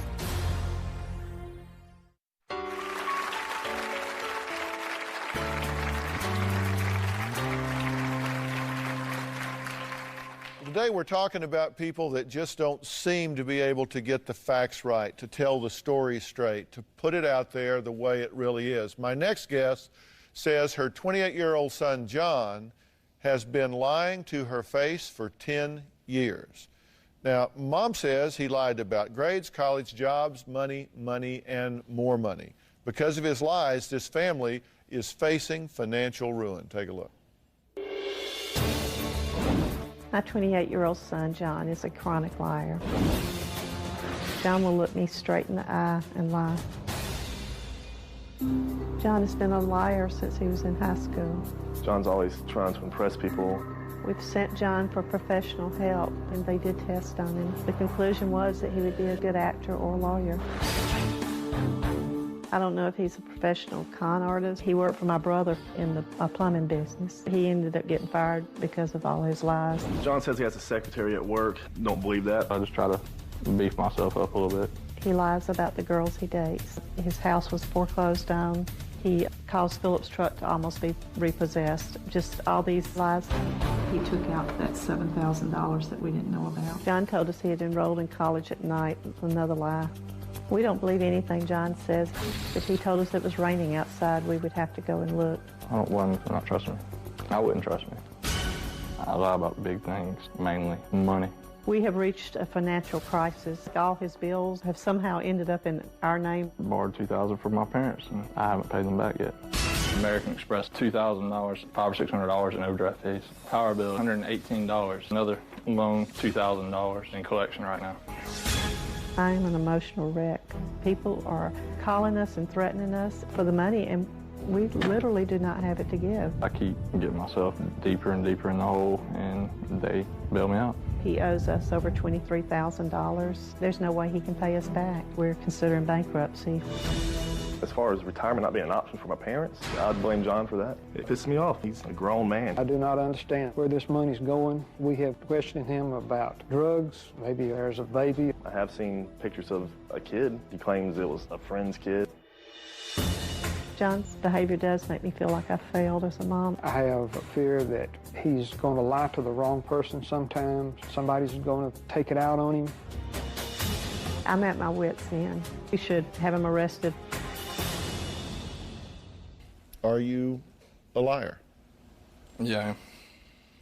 You said he's lied about grades, that paying off school loan, said that was done, not done. The house has been foreclosed. You lied about that and hid that. You know, one of the things that I've always wondered is, don't you realize that at some point it's going to hit the wall? I mean, you can, like, you know, you can be in like the 6th grade and you can tell your parents, oh, I'm making all A's. Can I go out and play? Sure, go on. Good job on the grades. The report card's coming. I mean, it's eventually going to get there. I mean, when the house is gone, it's like they come over to see you, it's gone. You know, it's eventually, I mean, don't you get that it's eventually going to, that it's going to hit the wall? Yeah, yes, sir.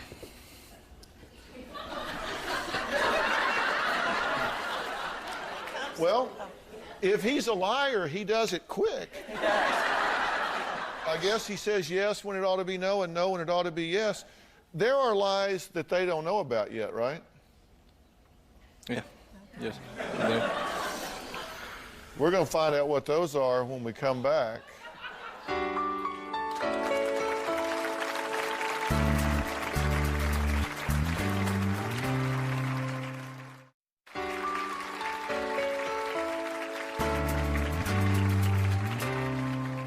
We've talked about the lies that John has been caught in, but I think it's time for John to come clean about some more lies. Mom and Dad have lied about the $2,000 fine for the grill. I found out that I was going to be evicted if I didn't come up with the money. They've been begging me to go see a therapist, basically just to keep them happy. I told them I was, but I don't see a therapist. I've lied about how much money I've made in the past. I've been sending money to my girlfriend, Western Union, to help her with her bills. Listen, y'all seem like really nice people. Why are you continuing to give him money? I mean, it's really, Dad. I mean, come on. You know, I think old sayings get to be old sayings because they're profound. You know, a stitch in time saves. You know, these old sayings stick around because they have some meaning to them. And necessity is the mother of invention is a pretty good old saying. This works for you, right? Yeah. Yeah, see, that's what parents always say. Even when they have little kids, they say, I don't know why they lie because they get in trouble when they do. That's not right. They get in trouble when you catch them. But if you get away with it 9 out of 10 times, 8, 7 out of 10 times you get away with it, you're thinking, that's what I'm best at. I'm hitting 700 here, and there's not any other thing I do that's well. He lies, and y'all cover him. The only way that he's putting you at the brink of bankruptcy is if you continue to open your wallet and give him money. Right? Go ahead, Dad. Dr. Phil, so like when the house was purchased, we were behind that idea. He was talking that a house payment would be tax deductible and it would equal to what he's paying out in an apartment rent. Right. So we were behind that. We supported him on that. Based on his excellent performance leading up to that. Well, no. There was some actions that were making us think that he was level-headed and he was getting his life straight. And he's getting his life straight. I mean, in retrospect, you maybe weren't grading that paper quite as hard. I know. You're gonna beat us up on this. No, I'm not. I'm just going to tell you to quit. You just need to quit. I mean, if the boy's going to go broke, let him go broke. I mean, necessity is the mother of invention. All right. But John doesn't know it, but his brother Brian wants him to come clean too and finally stop all the lying. The brother apparently knows some of the truth, and John was not comfortable with us even talking to his brother. But I don't care. He's here anyway. So he's going to join us now.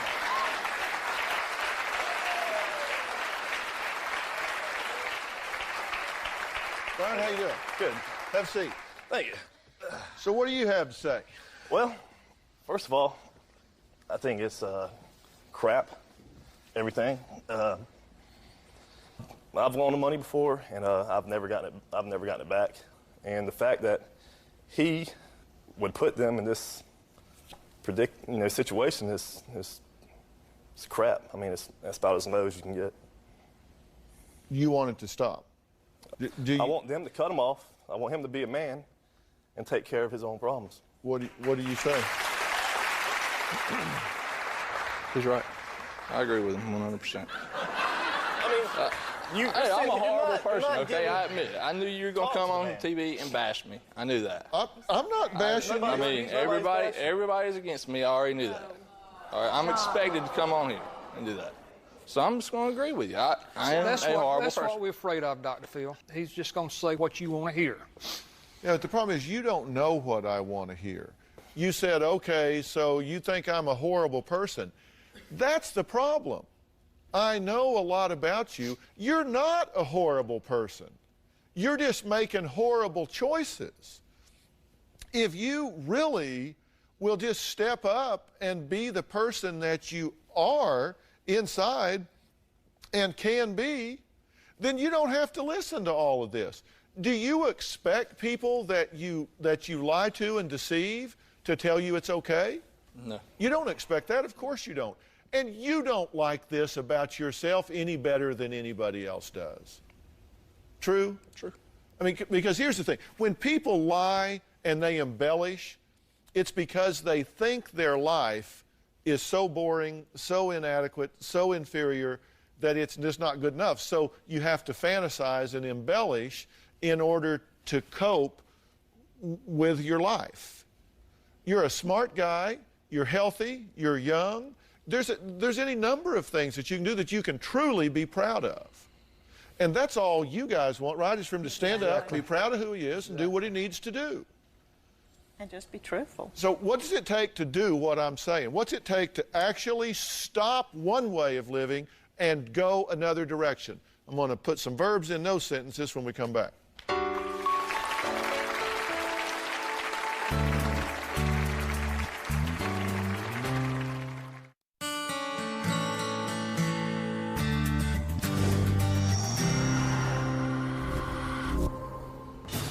We hate to blame John. We considered having John arrested for fraud, but we didn't think that we needed to do anything that drastic. I can't just cut John off. I'm a mother. I love him no matter what he does. After 10 years of chronic lying, John is here frustrated, clearly thinks that this is just a time to wail on him. He owes his parents about $25,000. Now they're in danger of bankruptcy. He doesn't feel good about that. His brother Brian is angry that his parents can't even retire, won't cut him off, won't say no, and he won't step up and stand up. So at this point, I mean, you got to feel like this is a donkey barbecue and you're furnishing the ass, right? Absolutely. I mean, yeah. that's... Yeah. I mean, I deserve it, so I mean... Yeah, but the point is, what are you going to do about it? It's my fault, but I mean... When you get paid weekly, monthly, whatever, where's that money go? That's what I want to know. I send a lot of it to New York to Jody. You swore to us this past time when you got that $2,000 fixing to be evicted, you swore to me, you looked your daddy in the face and told him that you would have the money to us by the end of the week. You were getting it from your income tax and it was on the way. You didn't even go by H&R Block, did you? Yeah, I did. You swore. Did you get the money? No. Do you have it coming? Hopefully. Yeah. Okay, look, here's what about the retirement money? You said that you were taking, he says he's taking $25,000 out of retirement, just going to cash it in and pay us off. You don't even see the girl. Why do you want to support her? Tell the truth about that. Why do you feel the need to send her money when your family we're suffering. is suffering for money that you owe them? Does she have some expectations? She wants you to do some things for her? She wants you to send her some money? Yeah. Does she not work? No. All right, so... I thought she had a couple of degrees. The point is you're making a choice. You're making a choice. And what you guys need to recognize is he has been a top priority with you to the point of self-sacrifice, sacrificing your ability to retire, sacrificing your ability to have any kind of a cushion. You know, you can stay up all night worrying about what's going to happen with him, and he's home sleeping like a baby. Yeah. This can be a key turning point for you. There's a point at which you say, I'm broke. I got no money. I can't pay you. Well, you don't have to run from creditors. Pick up the phone and say, I'm broke. Bye. I mean, you can. There's actually a tremendous degree of freedom in telling the truth. You can unburden yourself unbelievably once you do that. And what I've got to say to you guys is, listen, protect yourselves here. Come on. And realize that indulging a child is not a gift. It is sabotage. You can love him, you don't have to enable him. That's two different things. Loving him and empowering him to victimize you are two different things, and it is not a gift. It is not mean or cruel to protect yourselves and don't have... Look, I think good fences make good neighbors, And I don't believe in doing business with family. It just doesn't seem to work out right. Doing business with family, that doesn't seem to work out most of the time. So what you got to do is just not do business with him, and then you're not financially wounded. If he gets evicted, he gets evicted. He's got a job. Are you through doing business with him? You better believe it. I mean, as of today, right now. Better believe it. And then Everything's in our name that he owes, and that's why they're coming after us. Then you know what? Then you need to just let them come and get it. You need to seize it. You need to sell it. You need to do whatever. There's nothing there to sell. I can't change what has happened, but I can keep you from doing it in the future if you hear me. What I can change is what you do tomorrow, and you'll be free by that, because if you know they're not going to give you any money, then you're not victimizing them, right? No pressure. You're not going to give them any money. You're not going to give me money. Cut that off. He's been cut off with me. I'm well, not going to sit here That's and an let example. people think I've been giving them money, because I don't. No, I'm not saying you are. I'm saying don't. I'm not. Continue not giving him money. I will. We'll be right back.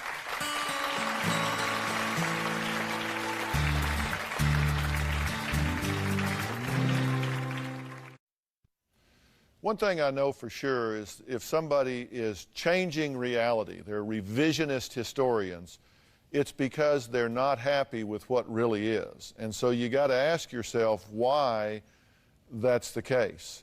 And, you know, you've been to therapists before to try to help you kind of get your life heading in the right direction, but you really went just to kind of get them off your back, right? And you just told the therapist what they wanted to hear? Would you really like some help totally separate from them? Forget them, they're in no part of this, just you, in terms of a life coach and some financial planning and some personal work. Yeah. If you had that available to you, would you be interested in doing it? Yes, sir. Because I'll make that arrangement for you, and I will offer that to you, and if you find that it's helpful, then do it, and if you don't, then don't. It's okay, and you don't need to say you will if you won't or whatever, but I would like to offer you that help because I really think you can turn this around. I believe that. I really do. And so I'll make those arrangements for you. We'll work with you on that and put it together. And y'all stay out of it. It's got nothing to do with any of y'all. You don't have to tell them what you talk about, what you do, or how you do it. This is just you. Okay? Do you wonder if your friend or family member is lying to you? Go to drphil.com. I'm going to tell you some tips on how to spot a liar. It's really easier than you might think, and we'll see if it helps you. Thanks for being here. So long.